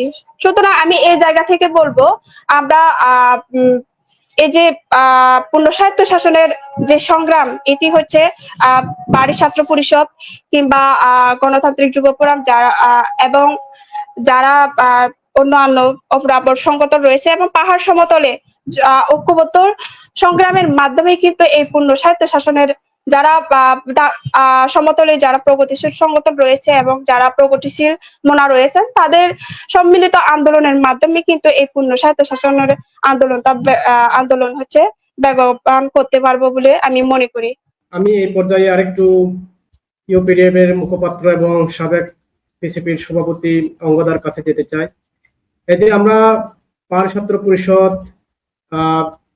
ইউপিডিএফ, হিউম্যান ফেডারেশন সহ যতগুলো সহযোগী সংগঠন আমরা পূর্ণ স্বায়ত্তশাসন প্রতিষ্ঠার লড়াইয়ে যে আন্দোলন করছি, সংগ্রাম করছি, এই সংগ্রামকে কেন্দ্র করে পার্বত্য জনমানুষের যে আস্থা, ভরসা এবং বর্তমান সময়ে রাজনৈতিক পরিস্থিতির বিবেচনায় যেভাবে পার্বত্য চট্টগ্রামের মানুষ যেভাবে আশা দেখতে পারে বা যেভাবে প্রত্যাশা প্রকাশ করে, সে সমস্ত বিষয়গুলো নিয়ে এই যে পূর্ণ স্বায়ত্তশাসন যে দাবি, এই দাবিটি পার্বত্য জনমানুষের কাছে কতটুকু এই যে পূর্ণ স্বায়ত্তশাসন দাবির প্রেক্ষিতে যে সংগঠনগুলো কাজ করছে, তারা কতটুকু সেখানে রিড করতে পেরেছে, এবং একই সাথে বর্তমান যে রাজনৈতিক প্রেক্ষাপট পার্বত্য চট্টগ্রামে, সেই প্রেক্ষাপট বিবেচনায় পাহাড়ি জনগণ পূর্ণ স্বায়ত্তশাসন প্রতিষ্ঠার মধ্যে কিভাবে মুক্তির স্বপ্ন দেখতে পারে বলে আপনি মনে করেন?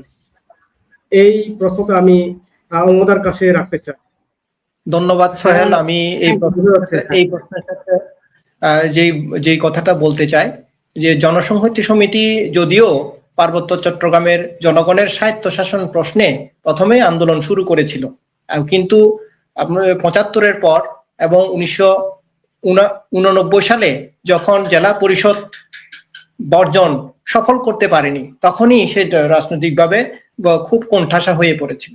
কিন্তু এই কোণঠাসা পরিস্থিতিকে আপনারা জানেন যে জনসংহতি সমিতির যে পালে হাওয়া অথবা একটা যে সরকার তাদের সাথে যে আলোচনা করতে পারা, বা এর আগে অনেক আলোচনা হয়েছে, কিন্তু সেই আলোচনা কিন্তু পাহাড়ি ছাত্র পরিষদ যখন আন্দোলন সংগ্রাম শুরু করলো এবং পাহাড়ি হিউম্যান ফেডারেশন এবং গণপরিষদ একসাথে যখন যৌথ বিভিন্ন আন্দোলন শুরু হলো, তখনই দেখা গেল যে পার্বত্য চট্টগ্রামে রাজনৈতিক যে সমস্যা, এই সমস্যাকে সমাধানের জন্য রাজনৈতিকভাবে আলোচনা শুরু হয়। কিন্তু এরশাদ আমল পর্যন্ত আমরা দেখেছি পার্বত্য চট্টগ্রামের সমস্যাকে রাজনৈতিক সমস্যা না দেখে একটা অর্থনৈতিক সমস্যা হিসেবে দেখা হয়েছিল। এবং 1989 সালে যে একটা চুক্তি হয়, ওই চুক্তি মোতাবেকই পার্বত্য চট্টগ্রামে জেলা পরিষদ গঠন হয়েছিল। এবং এই দিক থেকে বলতে পারি যে সেই পাহাড়ি ছাত্র পরিষদ জনসংহতি সমিতি যদিও আন্দোলন করে, কিন্তু কোণঠাসা হওয়া বিভিন্ন রকম আন্দোলন সংগ্রামের দুর্বলতার কারণে বা 83 সংঘাত বা 83 সালে যে সংঘর্ষ বা তাদের যে লাম্বা এবং বাটি গ্রুপের যে সংঘর্ষের কারণে তাদের কিছুটা হলেও তারা রাজনৈতিকভাবে দুর্বল হয়ে পড়েছিল। এবং এই দুর্বলতার মূলত পাহাড়ি ছাত্র পরিষদ আন্দোলন যদি সংগ্রাম যদি গণজোয়ার যদি তৈরি না হতো, তাহলে সরকার শাসক গোষ্ঠী দেখা যেত যে তাদের সাথে আর কোনো ধরনের সেই চুক্তি করার মতো পরিস্থিতি তৈরি হতো না। কিন্তু এই সংগ্রামের আরেকটা দিক কথা বলবো যে চুক্তি তো হলো, এবং চুক্তি হওয়ার আগে পাহাড়ি ছাত্র পরিষদকে দ্বিধা বিভক্ত করা হলো। পাহাড়ি ছাত্র পরিষদকে যাতে পাহাড়ি ছাত্র পরিষদের আপোষহীন দ্বারা সংগ্রামের বিপরীতে যারা লেজুর এবং সুবিধাবাদী যে দ্বারা অংশ আছে তাদেরকে নিয়ে তারা একটা পাহাড়ি ছাত্র পরিষদের গঠন করলো, এবং তাদের মাধ্যমে তারা শাসক গোষ্ঠীর বি টিমে পরিণত হলো। এবং এটা তো আমরা সবাই বুঝে গেলাম যে একটা স্পষ্টভাবে ধারণা তৈরি হলো যে পার্বত্য চট্টগ্রামে স্বায়ত্ত শাসন প্রশ্নে দুইটা দ্বারা বিভক্ত হয়ে গেল। এবং সেই পরিস্থিতির পর আমরা দেখলাম যে একটা চুক্তি হলো 1997 সালে। কারণ এই চুক্তি নিয়ে আলোচনা করছি এই কারণে, যেহেতু চুক্তি আলোচনা যদি না করি তাহলে স্বায়ত্ত শাসন বা পূর্ণ স্বায়ত্ত শাসনের প্রশ্নটা প্রাসঙ্গিক কিভাবে হবে বা জনগণ কিভাবে আশার আসলে দেখতে পাবে, সেই দিক থেকে এই চুক্তির বিষয়ে আলোচনাটা করা জরুরি। এবং আমরা দেখলাম যে সরকারের সাথে একটা চুক্তি হলো। এই চুক্তিতে যে উপজাতীয় অধ্যুষিত অঞ্চল হিসেবে স্বীকৃতির মাধ্যমে পার্বত্য চট্টগ্রামে কিছু প্রশ্নে এখানে জেলা পরিষদের আইনগুলোকে কিছু সংস্কার করে এই চুক্তিটা সম্পন্ন হলো।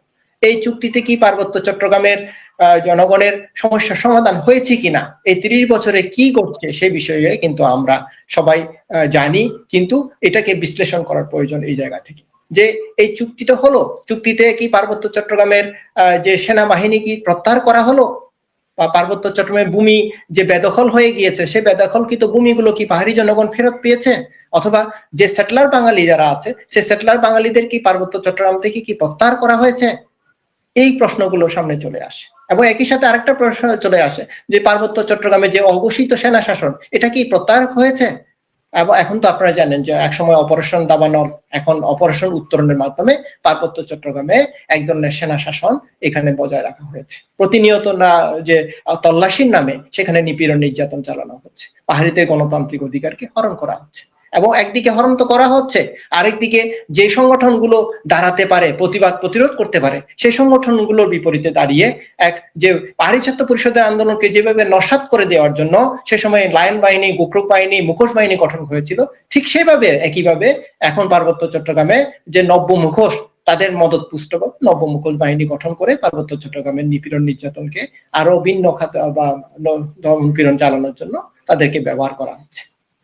সেদিক থেকে এখন চুক্তির এই যে এই বিষয়গুলোকে সমাধান করতে পারেনি বা সমাধান হয়নি, এখনো নিপীড়ন নির্যাতন চলছে, দর্শন চলছে, নারী দর্শনের মতো বিভিন্ন পাহাড়ের অজস্র ঘটনা ঘটছে। এবং একই সাথে আরেকটা যোগ হয়েছে যে পার্বত্য চট্টগ্রামে যে মুসলমানীকরণ বা নো মুসলিম বা যেসব সম্প্রদায় বা জাতিগতভাবে আমরা অর্থনৈতিকভাবে দুর্বল, সেসব দুর্বল জাতিসত্তাগুলোকে দেখা যাচ্ছে ধর্মান্তরিক বিভিন্ন রকম সুযোগ সুবিধার কথা বলে তাদেরকে ধর্মান্তরিতকরণের দিকে নিয়ে যাওয়া হচ্ছে। সেদিক থেকে পার্বত্য চট্টগ্রামের আর নিপীড়ন নির্যাতনের মাত্রা জায়গায় আরেকটা ভয়াবহতার দিকে সামনের দিকে এগিয়ে যাচ্ছে বলে আমরা মনে করি। সেদিক থেকে এই নিপীড়ন নির্যাতনের বিরুদ্ধে এখন জনসংহতি সমিতি কি আন্দোলন করছে? যে আমরা জানেন যে 1996 সালে যে এবং 1990 সালে যখন পুরো বাংলাদেশে গণতান্ত্রিকভাবে একটা পরিবেশ তৈরি হয় বা নির্বাচনের পরিবেশ আসে, তখনই দেখলাম যে জনসংহতি সমিতি তখন আওয়ামী লীগের কোলে উঠেছিল 1991 এবং 1996 এই দুইটি নির্বাচনে দেখলাম যে পার্বত্য চট্টগ্রামে 3 জন এমপি এবং পাহাড়িদের থেকে হয়েছে ঠিকই, কিন্তু তারা আওয়ামী লীগ। সেদিক থেকে আমরা সেটা দেখলাম। এবং 2001 সালে দেখলাম এটার একটা বিপরীত, যে চুক্তি হওয়ার পর যখন চুক্তির এই দুর্বলতাগুলো দেখা দিল এবং দুর্বলতার কারণে যখন সেই সময় বিএনপি আপনারা জানেন চুক্তির সময়ে এই চুক্তি বাতিলের জন্য, চুক্তি না করার জন্য লং মার্চ করেছিল, সেই দলের সাথে আবার সেই সময়ে 2001 সালে তাদেরকে সমর্থন দিয়েছিল জনসংহতি সমিতি বিএনপিকে। এবং সেই কারণে দেখা গেল পার্বত্য চট্টগ্রামে খাগড়াছড়ি যে আসনটি, এই আসনে একটা সুবিধা পাওয়ার সম্ভাবনা ছিল, যে এখানে যদি নির্বাচিত হয়ে যে লড়াই সংগ্রাম করার মতো একটা অবস্থান তৈরি হয়েছিল, সেই অবস্থানকে যে নির্বাচন বয়কটের মাধ্যমে তারা দেখা গেল যে বিএনপিকে জয়লাভ করিয়ে দিয়েছে। ঠিক একইভাবে আজকের এই যে সর্বশেষ যে নির্বাচন, ত্রয়োদশ সংসদ নির্বাচনেও আমরা দেখলাম আজকের যে আপনারা জানেন উষাতন তালুকদার তার যে বক্তব্য দিয়েছেন, তার প্রতিষ্ঠা বার্ষিকী পাহাড়ি ছাত্র পরিষদের 2 নম্বরই যে পাহাড়ি ছাত্র পরিষদ আমরা বলি আপোষকামী দ্বারা সরকারপন্থী এবং লেজুর দ্বারার যে সংগঠন, ওই সংগঠনের প্রতিষ্ঠা বার্ষিকীতে গিয়ে তিনি বলছেন যে আমরা তাদেরকে ভোট দিয়েছি, নির্বাচন করে দিয়েছি, এখন তাদের কাজ হচ্ছে এই এখন এইটাই হচ্ছে চুক্তির, পার্বত্য চট্টগ্রাম চুক্তির সবচেয়ে বড় দুর্বলতা। অন্যান্য দেশের ক্ষেত্রে যেখানে চুক্তি করা হয় ধাপে ধাপে বাস্তবায়নের সাথে সাথে সশস্ত্র যে গ্রুপটি রয়েছে তাদের সংখ্যায় কিছু কিছু মাত্রায় তাদেরকে আত্মসমর্পণ করা হয় বা অস্ত্র সমর্পণ করা হয়, কিন্তু সেখানে পার্বত্য চট্টগ্রামে খুব দ্রুততার সাথে অস্ত্র জমা দেওয়ার কারণে পার্বত্য চট্টগ্রামে আমাদের যে লড়াই সংগ্রামের যে জায়গাটা, সেই জায়গাটা আছে। ঠিক তেমনি নির্বাচনের ক্ষেত্রেও জনসংহতি সমিতি সবসময় আওয়ামী লীগকে না বিএনপিকে এই যে সর্বশেষ জাতীয় সংসদ নির্বাচনেও বিএনপিকে ব্ল্যাঙ্ক চেক দিয়ে এবং তাদেরকে সংসদে পাঠিয়েছে, কিন্তু কার্যত এটা তাদের বিপরীতেই কাজ করছে। পার্বত্য চট্টগ্রামের নিপীড়ন নির্যাতন অধিকারের প্রশ্নে তার বিপরীতে হিসেবে এই কাজগুলো করছে। আজকে তাদেরকে মানে বলতে হচ্ছে যে আমরা তাদেরকে নির্বাচন করে পাঠিয়েছি, এখন তাদের মানে মানবিক ভাবে এটা বাস্তবায়ন করার জন্য তারা এই প্রশ্নগুলো সামনে আসছে। এখন এই প্রশ্নের জায়গায় দাঁড়িয়ে আমরা বলবো যে পার্বত্য চট্টগ্রামে 1900 সালের আইনকে বাতিল করে দেওয়ার জন্য শেখ হাসিনা যখন তিনবার ক্ষমতায় ছিলেন, ফ্যাসিস্ট শেখ হাসিনা যখন এটাকে বাতিল করে দিয়েছিলেন, তখনই আমরা এখানে জনগণকে এবং সার্বিক জনগণকে নিয়ে আন্দোলন সংগ্রামে ঝাঁপিয়ে পড়েছিলাম ইউপিডিএফ, এবং একই সাথে আজকে ভূমি বেদখল, নারী নির্যাতন সব দিক থেকে পার্বত্য চট্টগ্রামে লড়াই সংগ্রাম করে যাচ্ছে। আমরা বম জাতিসত্তা যে আপনি জানেন যে সেখানে তাদেরকে উচ্ছেদ করা হয়েছে এবং তাদেরকে দীর্ঘদিন ধরে জেলে অন্তরীণ করে রাখা হয়েছে। এখন সেই ক্ষেত্রে জনসংহতি সমিতি টু শব্দ করেনি, আজকে নতুন করে আবার যে ওই যে এক ধরনের সুবিধাবাদিতার অংশ হিসাবে তাদের বাউতাবাজি দেওয়ার জন্য আজকে বম জাতিসত্তার মুক্তির কথা বলছেন এবং তাদের সাথে তাদের এই বিষয়গুলোকে সামনে নিয়ে আসছেন।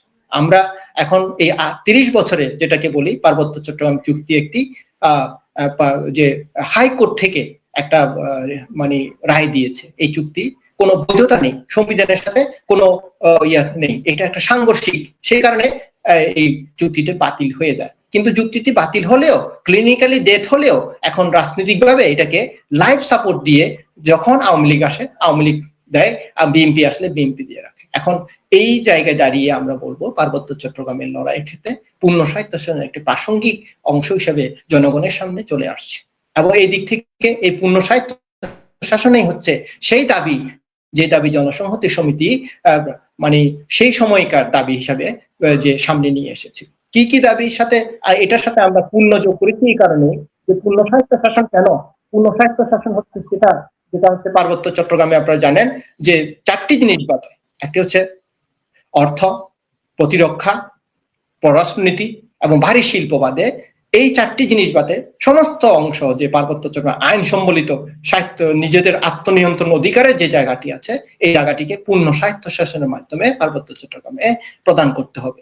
এখন এই দাবিটির সাথে সেই দাবিগুলো সংযুক্ত, যে দাবি জনসংহতি সমিতি ছেড়ে দিয়েছিল। জনসংহতি সমিতি তার লেজুর সুবিধাবাদিতা এবং যে একটা আপোষকামী এবং সে একেবারে করেছে, সেই কারণে তারা সেই দাবিগুলোকে সম্মুখে নিয়ে আসতে সফল হয়নি, এবং যে চুক্তিগুলো করেছে এই চুক্তির মাধ্যমে পার্বত্য চট্টগ্রামের জনগণের ভূমি বা সাংবিধানিক গ্যারান্টি এখন একদিকে বলছে স্বীকার করে এসেছে উপজাতি অধ্যুষিত এলাকা, আবার বলছেন তিনি এখন আমরা আদিবাসী, আমাদেরকে সাংবিধানিকভাবে আদিবাসী স্বীকৃতি দিতে হবে।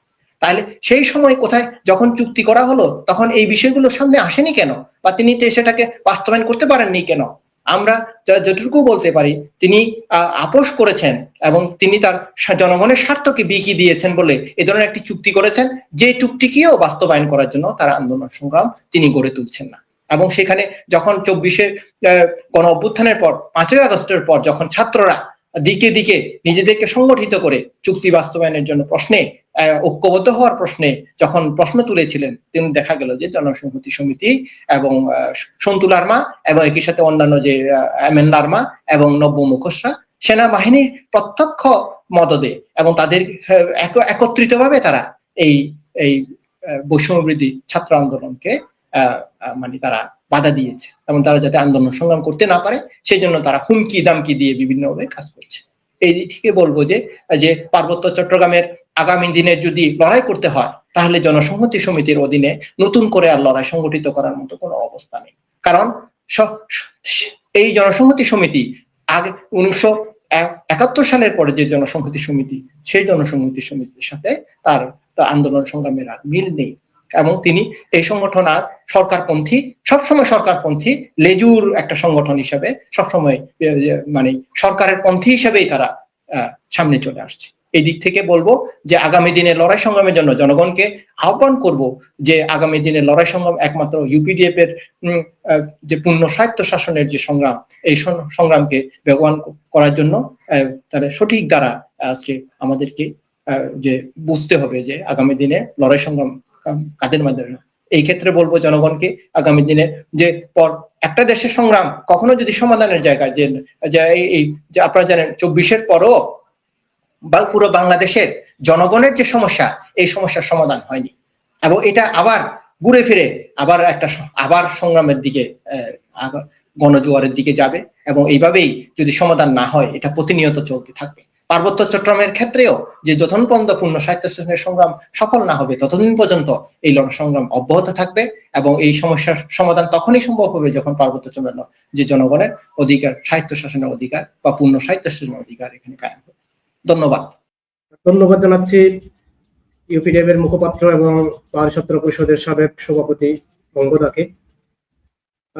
আমি এই পর্যায়ে একটু পাহাড়ি ছাত্র পরিষদের বর্তমান সভাপতি সমর চাকমার কাছে যেতে চাই। এই যে সমর চাকমার কাছে আমার প্রশ্ন হচ্ছে, পার্বত্য চট্টগ্রামে পিসপির নেতৃত্বে যে গণ আন্দোলন শুরু হয়েছিল সেই প্রেক্ষাপট বিবেচনায় বর্তমানে ছাত্র আন্দোলনের ভবিষ্যৎ কি বলে আপনি মনে করছেন? আচ্ছা, যে প্রশ্নটা করেছেন, পিসিবি 90 দশকে যেভাবে ছাত্র আন্দোলন সংগঠিত করেছে, আগামীতে ছাত্র আন্দোলনের ভবিষ্যৎটা কি এই বিষয়ে যদি বলা হয়, এখানে অতিথি সহযোদ্ধা অঙ্গদা এখানে নিশ্চয়ই তার বক্তব্যের মধ্যে দিয়ে সেই 90 দশকের ছাত্র আন্দোলনের যে পরিস্থিতি বা কিভাবে তৈরি হয়েছিল, যে দেহ তৈরি হয়েছিল, সৃষ্টি হয়েছিল, সে বিষয়ে নিশ্চয় তিনি আলাপও করেছেন। তারপরও নিশ্চয় আমি এ জায়গা থেকে বলতে চাই, যেখানে দমন পীড়ন, নিপীড়ন, নির্যাতন থাকে সেখানে প্রতিবাদ প্রতিরোধ অবশ্যই গড়ে উঠবে।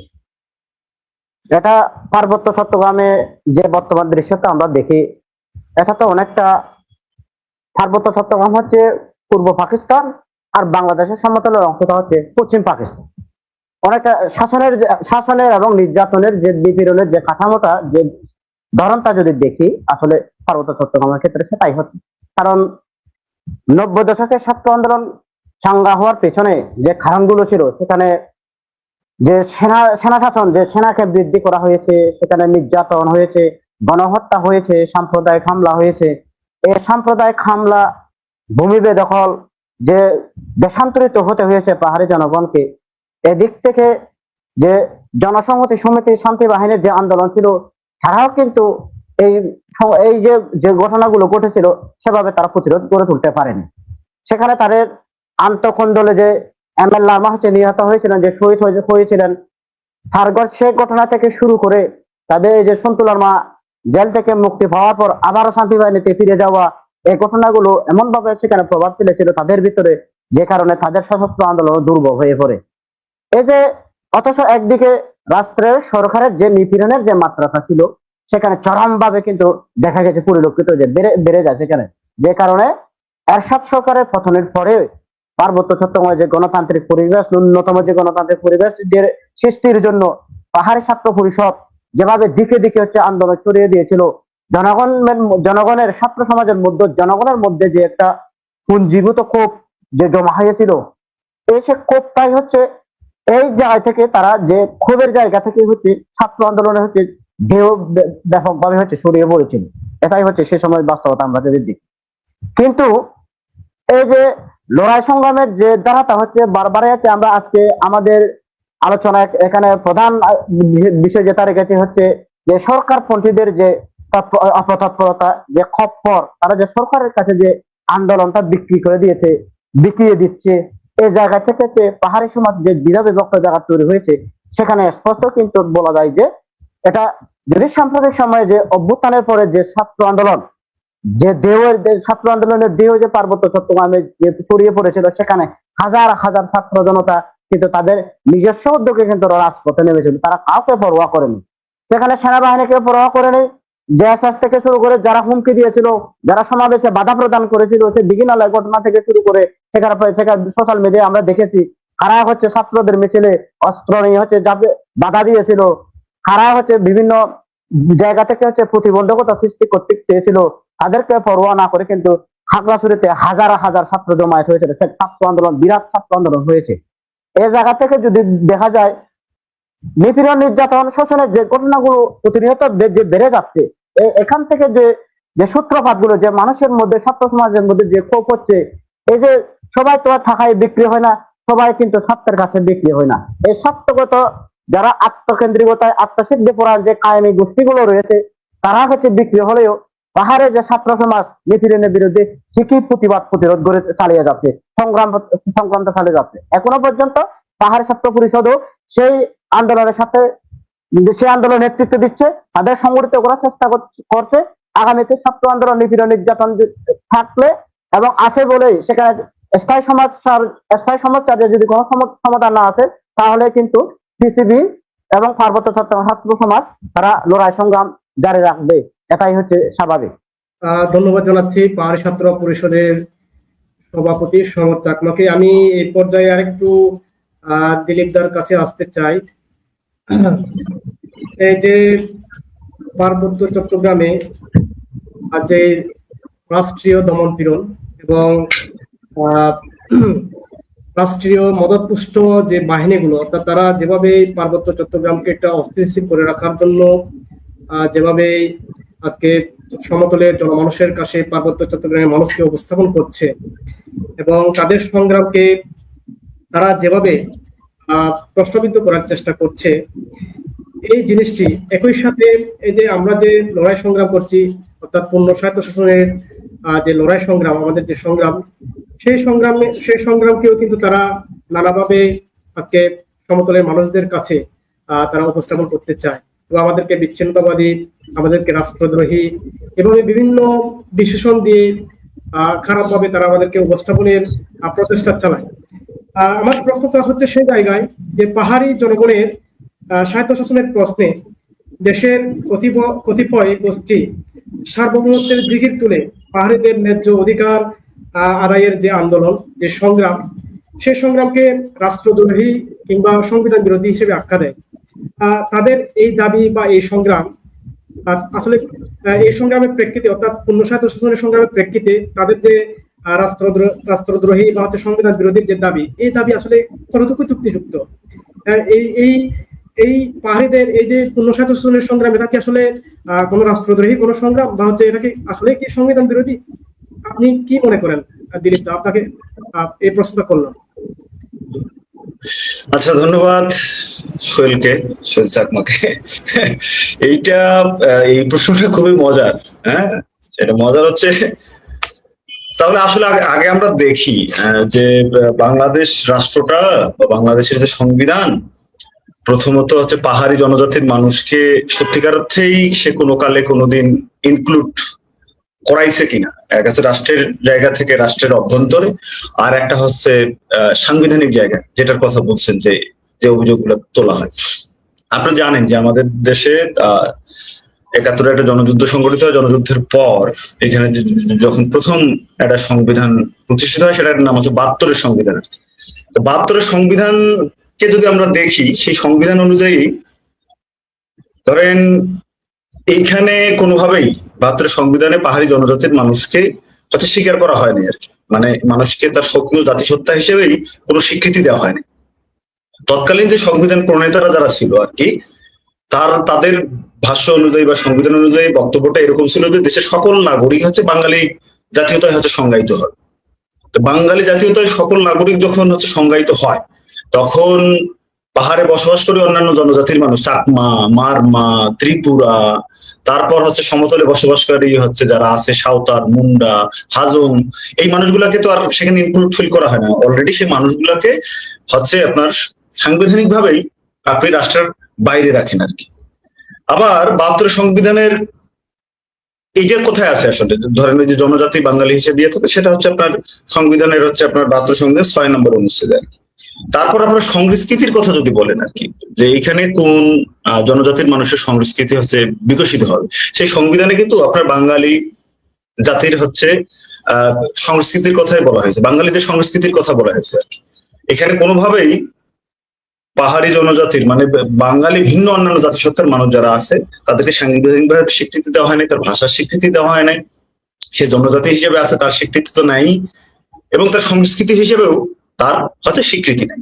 তারপর ধরেন বাংলাদেশ রাষ্ট্রটা যখন গড়ে উঠতেছে আর কি, তার রাষ্ট্রটা গড়ে ওঠার আগে মনে করেন আপনার যখন পাকিস্তান পিরিয়ড, তারপর হচ্ছে আপনার ব্রিটিশ পিরিয়ড, তো সেই ব্রিটিশ পিরিয়ডেও কিন্তু হচ্ছে চট্টগ্রাম একটা বিশেষ অঞ্চলের হচ্ছে মর্যাদা পাইতো আর কি।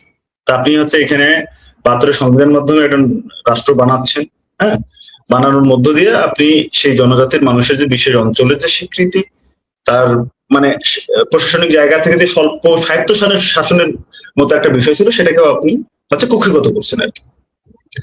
তো এইটা করতেছে কোন জাতির মানুষ, যে জাতিটা হচ্ছে পাকিস্তান পিরিয়ডে নিজেই জাতিগতভাবে আপনার নিপীড়নের শিকার হয়েছে, জাতিগতভাবে সে এথনিক ক্লিনজিং এর শিকার হয়েছে 25শে মার্চ, হ্যাঁ, জাতিগতভাবে তার ভাষার কারণে তাকে লড়াই করতে হয়েছে 52 সনে, তারপর হচ্ছে সে হচ্ছে ভোটে জিতেও তাকে হচ্ছে ক্ষমতা হস্তান্তর করা হয় নাই, ফলত একটা জনযুদ্ধের মধ্য দিয়ে যেতে হয়েছে।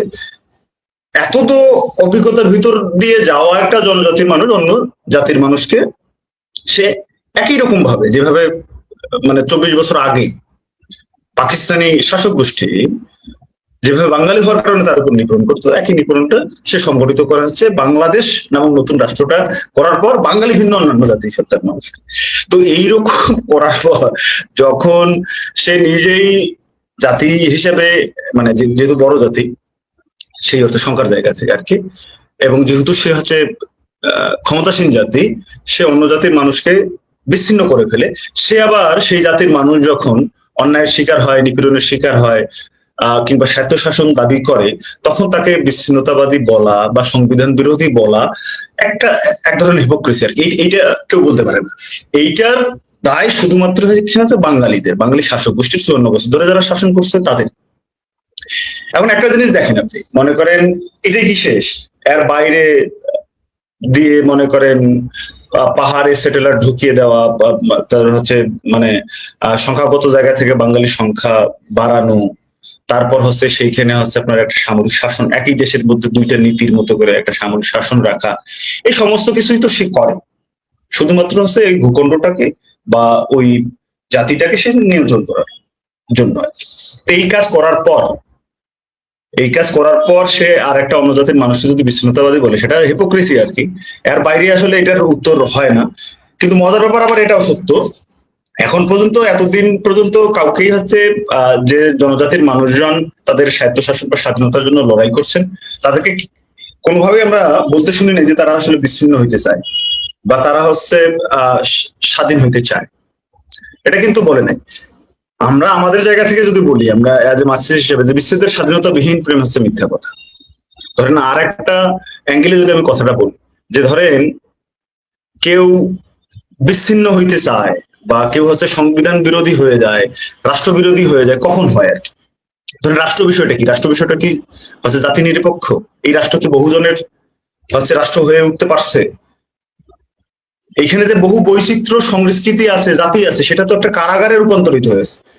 যত এখানে ইনক্লুসিভিটির কথা বলা হয়, এই ইনক্লুসিভিটিটা হচ্ছে আপনার দেখতে সুন্দর, কিন্তু এই ইনক্লুসিভিটির ভিতরে যারা থাকে আর কি, সংখ্যা কম, তারা তো নিপীড়িত হয়, মুহুর্মুহু নিপীড়িত হয়।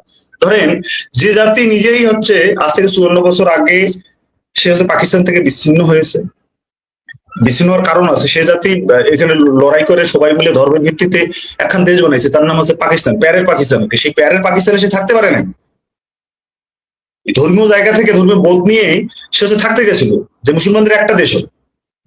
কিন্তু ধর্মীয় জায়গায় এক হওয়ার কারণে, জাতিগতভাবে ভিন্ন হওয়ার কারণে তার উপর অর্থনৈতিক, সামরিক, সামাজিক, রাজনৈতিক ভাবে তাকে হচ্ছে বঞ্চিত করা হয়েছে, তার উপর নিপীড়ন করা হয়েছে। ফলত কি হয়েছে এখানে?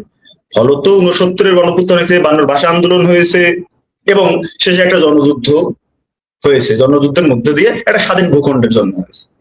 এখন এই যে কোনোভাবেই আপনি অন্যান্য জাতির স্বীকৃতি দেবেন না, তাকে হচ্ছে তার আগে ব্রিটিশ পিরিয়ডে, পাকিস্তান পিরিয়ডে পাওয়া তার ন্যূনতম যে স্বায়ত্ত শাসনের ইয়া ছিল সেটাকে আপনি স্বীকৃতি দেবেন না, তাকে অর্থনৈতিকভাবে, সামরিকভাবে নিপীড়ন করতে থাকবেন, আবার তাকে বিচ্ছিন্নতাবাদী বলবেন, এটা একদম হিপোক্রেসি। এটা আসলে সমর্থনের কোনো সুযোগ নেই। এটা তারাই বলে যারা খুব সচেতনভাবে হিপোক্রেট থাকতে চায়। ধন্যবাদ। ধন্যবাদ জানাচ্ছি গণতান্ত্রিক ছাত্রজোটের সমন্বয়ক এবং বিপ্লবী ছাত্র মৈত্রীর সভাপতি দিলীপ দাকে। তিনি খুব স্পষ্টভাবে এই পার্বত্য চট্টগ্রামের যে এই লড়াই সংগ্রামকে যারা বিচ্ছিন্নতাবাদী এবং রাষ্ট্রদ্রোহী বলে আখ্যায়িত করতে চায়, উপস্থাপন করতে চায়, সে বিষয়টিকে তিনি স্পষ্ট করেছেন। আমি এই পর্যায়ে সমর চাকমার কাছে যেতে চাই। সমর চাকমা, পাহাড় ছাত্র পরিষদের সভাপতি, আপনাকে প্রশ্ন করতে চাই যে আজকে পাহাড় ছাত্র পরিষদের যে 37তম বার্ষিকীতে যেভাবে প্রতিপালিত হচ্ছে, এই যে 37 বছর যে পূর্ণ হলো, এই 37 বছর পূর্ণতা নিয়ে আপনি ছাত্র সমাজকে নিয়ে আপনি কি ভাবছেন, বা আপনার ভাবনাটা আসলে কি? আসলে যে বিষয়টা বলতে চাচ্ছি, তা তো আমি আমার বক্তব্যের ইতিপূর্বে এটা উল্লেখ করেছি। পিসিপির 37তম প্রতিষ্ঠা বার্ষিকী পালিত হচ্ছে। এই পিসিপির যে আন্দোলন, এই আন্দোলনে পার্বত্য চট্টগ্রামের ছাত্র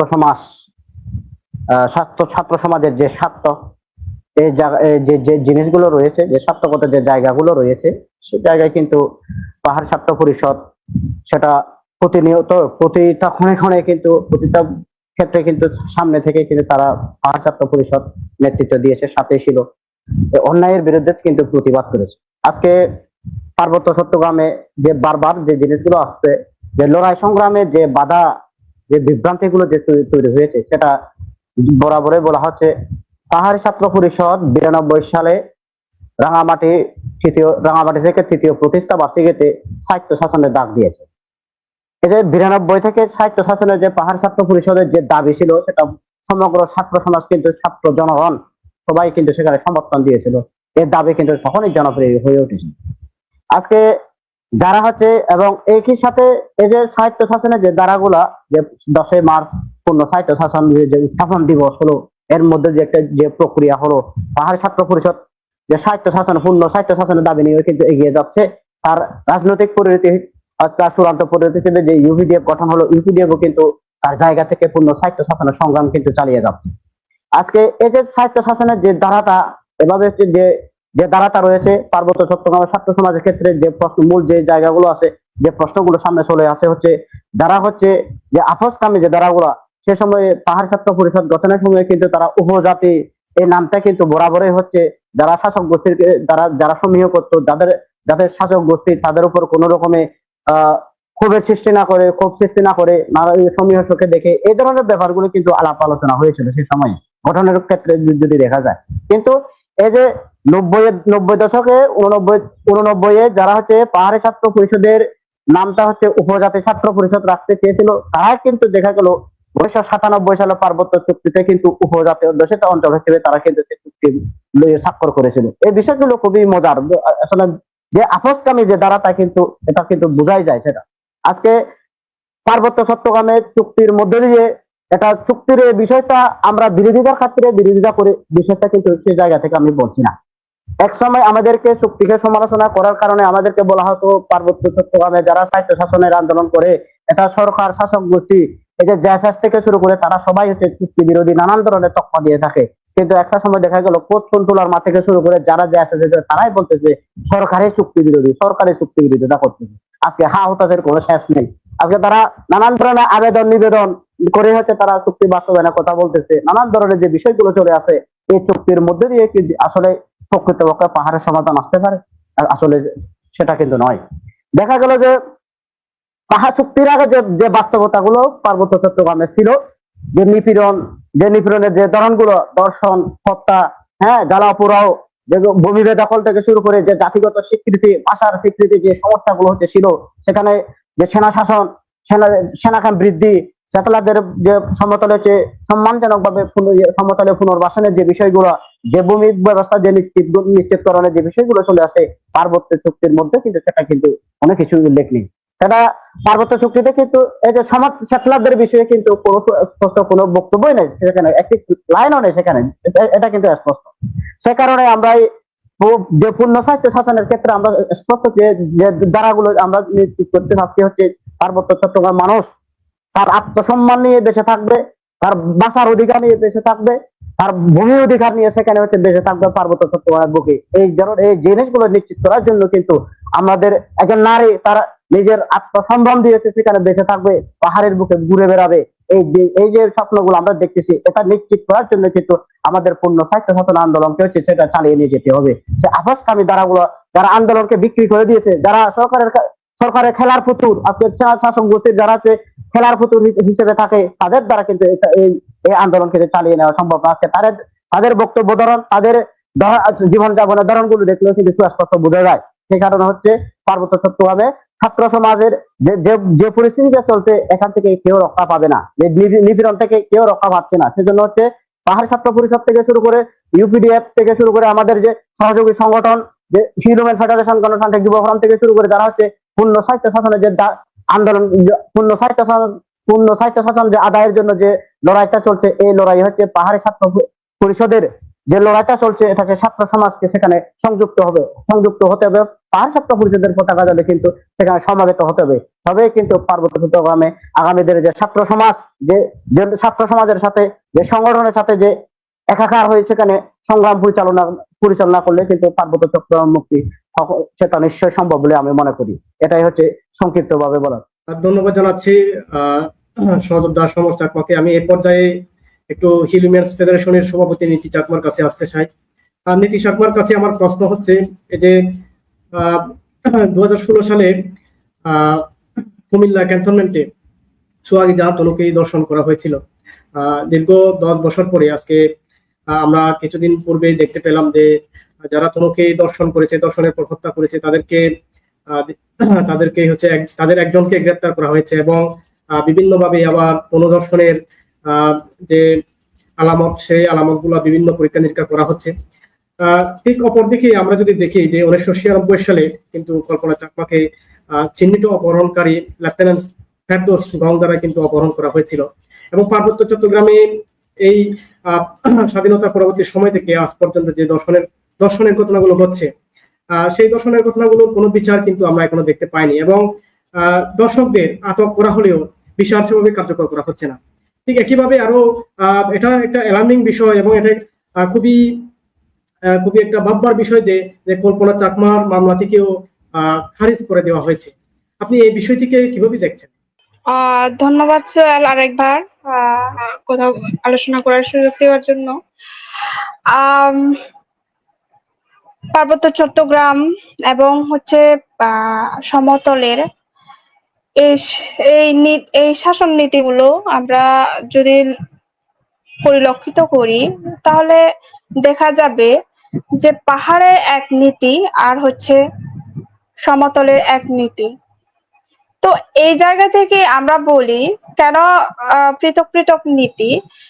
এই কথা যদি বলি যে পাহাড়ে আমরা যখন দেখি যে এখানে শিক্ষা থেকে শুরু করে কিংবা আইন প্রশাসন থেকে শুরু করে এই এই ইয়াগুলো হচ্ছে এই যে সমতলের এক ধরনের, এবং পাহাড়ে কি চলে, পাহাড়ে দেখা যায় সামরিক শাসন, সেনাবাহিনী হচ্ছে পার্বত্য চট্টগ্রাম কিভাবে চলবে না চলবে হচ্ছে সেনাবাহিনী ঠিক করে দেয়। তো এই জায়গা থেকে দেখা যায় এই যে সমতলে যারা, বা আমি বলবো না যে সমতলের দর্শনের যে ঘটনাগুলো হয় সেগুলো 100% কিন্তু বিচার পাওয়া যায়, কিন্তু পার্বত্য চট্টগ্রামের তুলনায় দেখা যায় সমতলে যে ধর্ষণের ঘটনাগুলো ঘটে এবং সেগুলো হচ্ছে আমরা কিছুটা হলেও কয়েকটি ঘটনার বিচার আমরা লক্ষ্য করেছি। কিন্তু পাহাড়ে দেখা যায় যে যতগুলো এই যে পাহাড়ের ধর্ষণের ঘটনা ঘটেছে এই যাবৎ ধরে, সেগুলো কিন্তু আমরা দেখতে পেয়েছি কোনোটাই হচ্ছে সেরকম দৃষ্টান্তমূলক হচ্ছে বিচার দেখা যায়নি। তো এই জায়গা থেকে এই যে পার্বত্য চট্টগ্রামের বিষয়টি কিন্তু ভিন্ন। যেমন হচ্ছে আমরা আজকের পাহাড়ি ছাত্র পরিষদের 37তম প্রতিষ্ঠা বার্ষিকীতে পাহাড়ের বিভিন্ন সময়ের বিভিন্ন বাস্তবতা আমরা এখানে আলোচনার সাপেক্ষে তুলে এনেছি। তো এই জায়গা থেকে পাহাড়ে যে একটা নারীকে ধর্ষণ করা হয় কিন্তু এই যে একটা জাতিকে নিধনের হাতিয়ার হিসেবে, এই যে সমতলের যে ধর্ষণের ঘটনাগুলো ঘটে এগুলো কিন্তু একটা শুধু দর্শক দর্শক সেই হচ্ছে তার লালসার কারণে কিন্তু দর্শন করে, কিন্তু পার্বত্য চট্টগ্রামের ঘটনাগুলো ঘটে হচ্ছে জাতিগত নিধনের একটা হাতিয়ার হিসেবে। তো এই জায়গা থেকে আরো একটা, যদি এটা না বললেই নয়, যে এই যে দর্শনের যে আলামত গুলা এবং দর্শনের যে মেডিকেল রিপোর্ট, এগুলো কিন্তু পার্বত্য চট্টগ্রামের ক্ষেত্রে হচ্ছে সেনা সংস্থা কর্তৃক হচ্ছে গোপন নিষেধাজ্ঞা থাকার কারণেও হচ্ছে আমরা অনেকটা বিচারিক ক্ষেত্রে হচ্ছে আমরা আইনের সেভাবে কোনো সহায়তা পাই না। তো এই জায়গা থেকে এই যে আমরা দেখেছি যে লংগদুর ঘটনা থেকে শুরু করে, যেমন এই যে গত সালের 24 সালের যে 24 সেপ্টেম্বরের যে ঘটনাগুলো ঘটলো, যে সিংনালায় একজন বা অষ্টম শ্রেণীর ছাত্রীকে হচ্ছে ধর্ষণের পর পার্বত্য চট্টগ্রামে কি একটা সাম্প্রদায়িক পর্যায়ে হচ্ছে চলে গিয়েছিল। আমরা আমাদের বোনের ধর্ষণের বিচার করতে পারি না, আমরা তারে আগে দেখেছি যে ভাই বোন সোরায়, সেখানে বোনের বিচার করতে গিয়ে হচ্ছে আমাদের ভাইদের হচ্ছে মারধরের শিকার হতে হয়েছে এবং কই মারায় আমাদের ভাইদের হত্যা করা হয়েছে।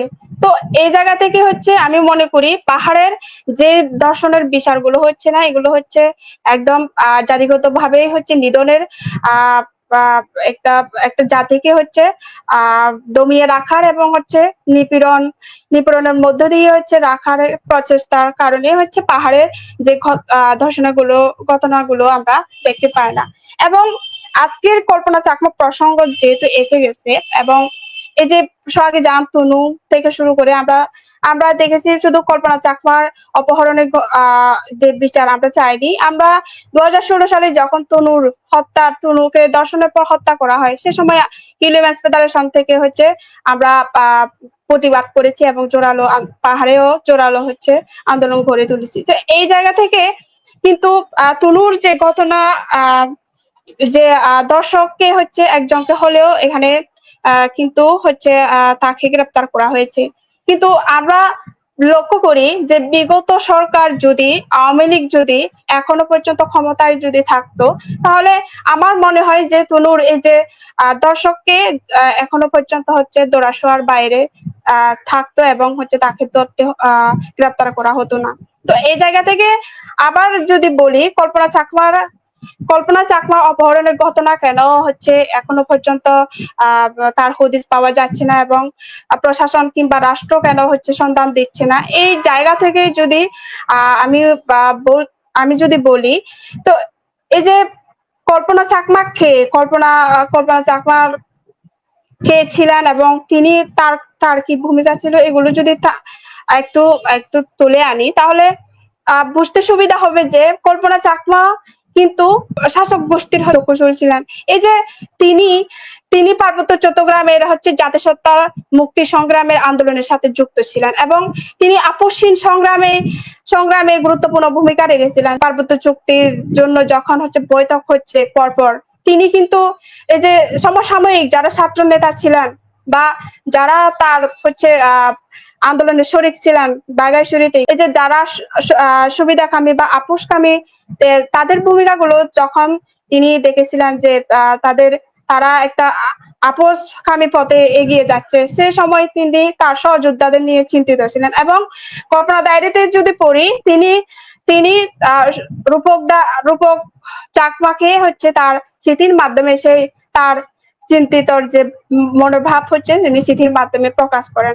এই যে তিনি তার এই যে নিজেদের যে ছাত্রদের যারা দালাল ছিলেন এবং সরকার তো বটেই, সরকার এবং শাসক গোষ্ঠী এবং সেনাবাহিনীর যে অত্যাচার নিপীড়নের কথা তিনি হচ্ছে রুদ্ধ করতে হচ্ছে তিনি প্রতিবাদ করেছিলেন, এবং তার এই যে তার কণ্ঠকে হচ্ছে রুদ্ধ করার জন্য হচ্ছে তাকেই হচ্ছে সরকার এবং শাসক গোষ্ঠী সেনাবাহিনী তাকে অপহরণ করে।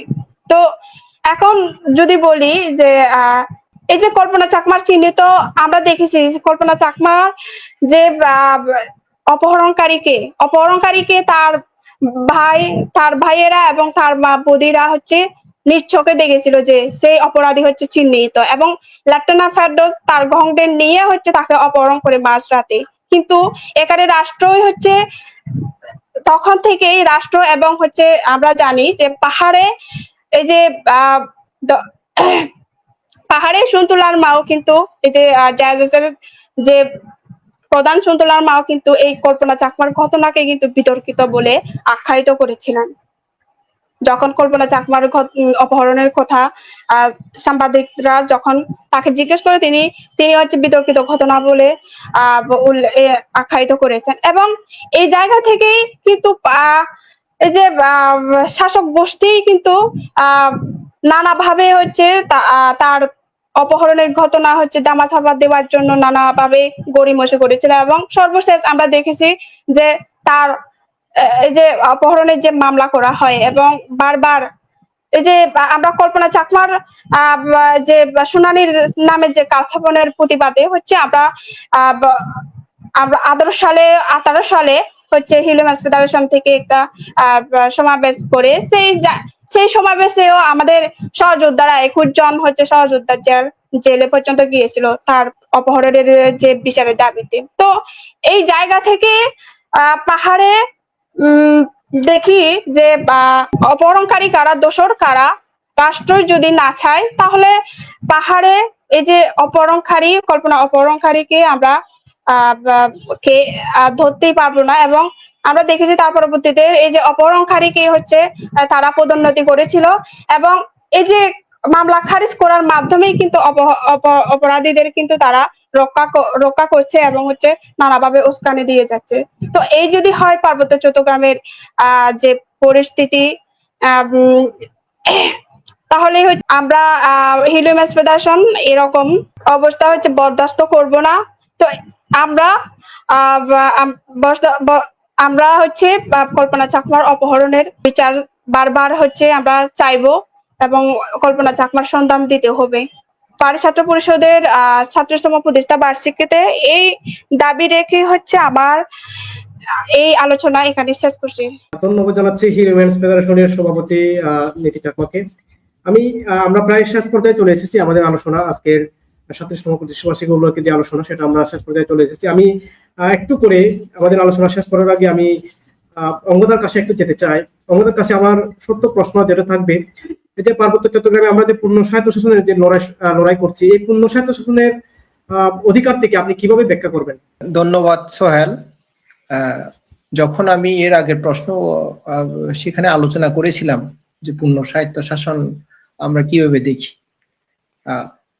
যে পূর্ণ স্বায়ত্ত শাসন মানে স্বায়ত্ত শাসনকে পূর্ণভাবে দেখা, পূর্ণভাবে মানে পাওয়া, মানে পূর্ণ শব্দটি যুক্তর মাধ্যমে এটাকে দেয়।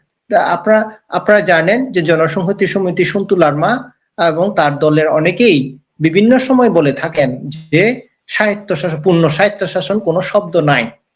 তো আমরা এরকম পূর্ণ স্বায়ত্ত শাসন শব্দ নিয়েও অনেক সময় দেখি মানে যারা বিরোধিতার খাতিরে বিরোধিতা নয় কিন্তু তার গঠনমূলক কোনো আলোচনা না করে সেইভাবে দেখা।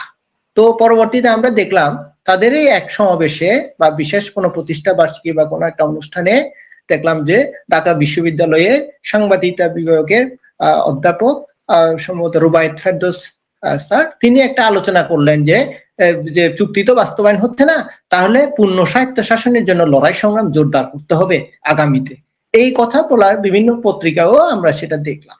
তো এই পূর্ণ স্বায়ত্ত শাসন বিষয়টি পার্বত্য চট্টগ্রামের যে আমরা ইউপিডিএফ মনে করি যে 4টি বিষয় বাদে বাকি সমস্ত বিষয় পার্বত্য চট্টগ্রামের জনগণের যে স্বায়ত্ত শাসনের যে কাঠামো, ওই কাঠামোর ক্ষেত্রে ওখানে দিতে হবে। প্রধান কি 4টি যে বিষয়, একটি হচ্ছে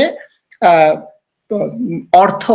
আমরা এই টাকা নিজের টাকা হবে না পার্বত্য চট্টগ্রামে, বাংলাদেশে যে টাকা থাকবে ওই টাকার অধীনে সেখানে চলবে। প্রতিরক্ষা বাংলাদেশে পার্বত্য চট্টগ্রামে যে সেনাবাহিনী থাকবে, অপরাপর অন্যান্য দেশে বা পার্বত্য চট্টগ্রামের অন্যান্য জেলায় যেভাবে সেনাবাহিনীরা তার ব্যারাকে থাকে ওভাবেই থাকবেন, কিন্তু তারা সার্বভৌমত্ব রক্ষার জন্য সেখানে নিয়োজিত থাকবেন। তাই সেই ক্ষেত্রে এই প্রতিরক্ষা ব্যবস্থাটা বাংলাদেশের অধীনে থাকবে। আরেকটা হচ্ছে পররাষ্ট্রনীতি। পার্বত্য চট্টগ্রাম নিজস্ব কোনো যে পররাষ্ট্রনীতি থাকবে না, সেক্ষেত্রে বাংলাদেশে যে আপামর যে পররাষ্ট্রনীতি থাকবে সে অধীনে থেকেই সেখানে পরিচালিত হবে। 4, সেটা হচ্ছে বাড়ি শিল্প। সেখানে অন্য কোনো বাড়ি শিল্প কারখানা হবে না, সেটা হচ্ছে সরকার নিজস্ব ইয়ার মাধ্যমে সেখানে তৈরি করা হবে। এই সব বাদে বাকি যে পার্বত্য চট্টগ্রামের যে আইন শৃঙ্খলা বা অন্যান্য যে শিক্ষা কাঠামো বা বাসা বা অন্যান্য যে বিষয়গুলো রয়েছে, সমস্ত বিষয় পার্বত্য চট্টগ্রামের জনগণের যে শাসনতান্ত্রিক যে কাঠামো দেয়া হবে ওই শাসনতান্ত্রিক কাঠামোর অধীনে সেখানে দিতে হবে। এই হচ্ছে পূর্ণ স্বায়ত্তশাসনের মূল দিকটি। আমি আশা করি যে এই বিষয়টি আমাদের অডিয়েন্স এবং অন্যান্য যারা শুনছেন তারা এটাকে পরিষ্কার করে বুঝতে পারবেন। ধন্যবাদ।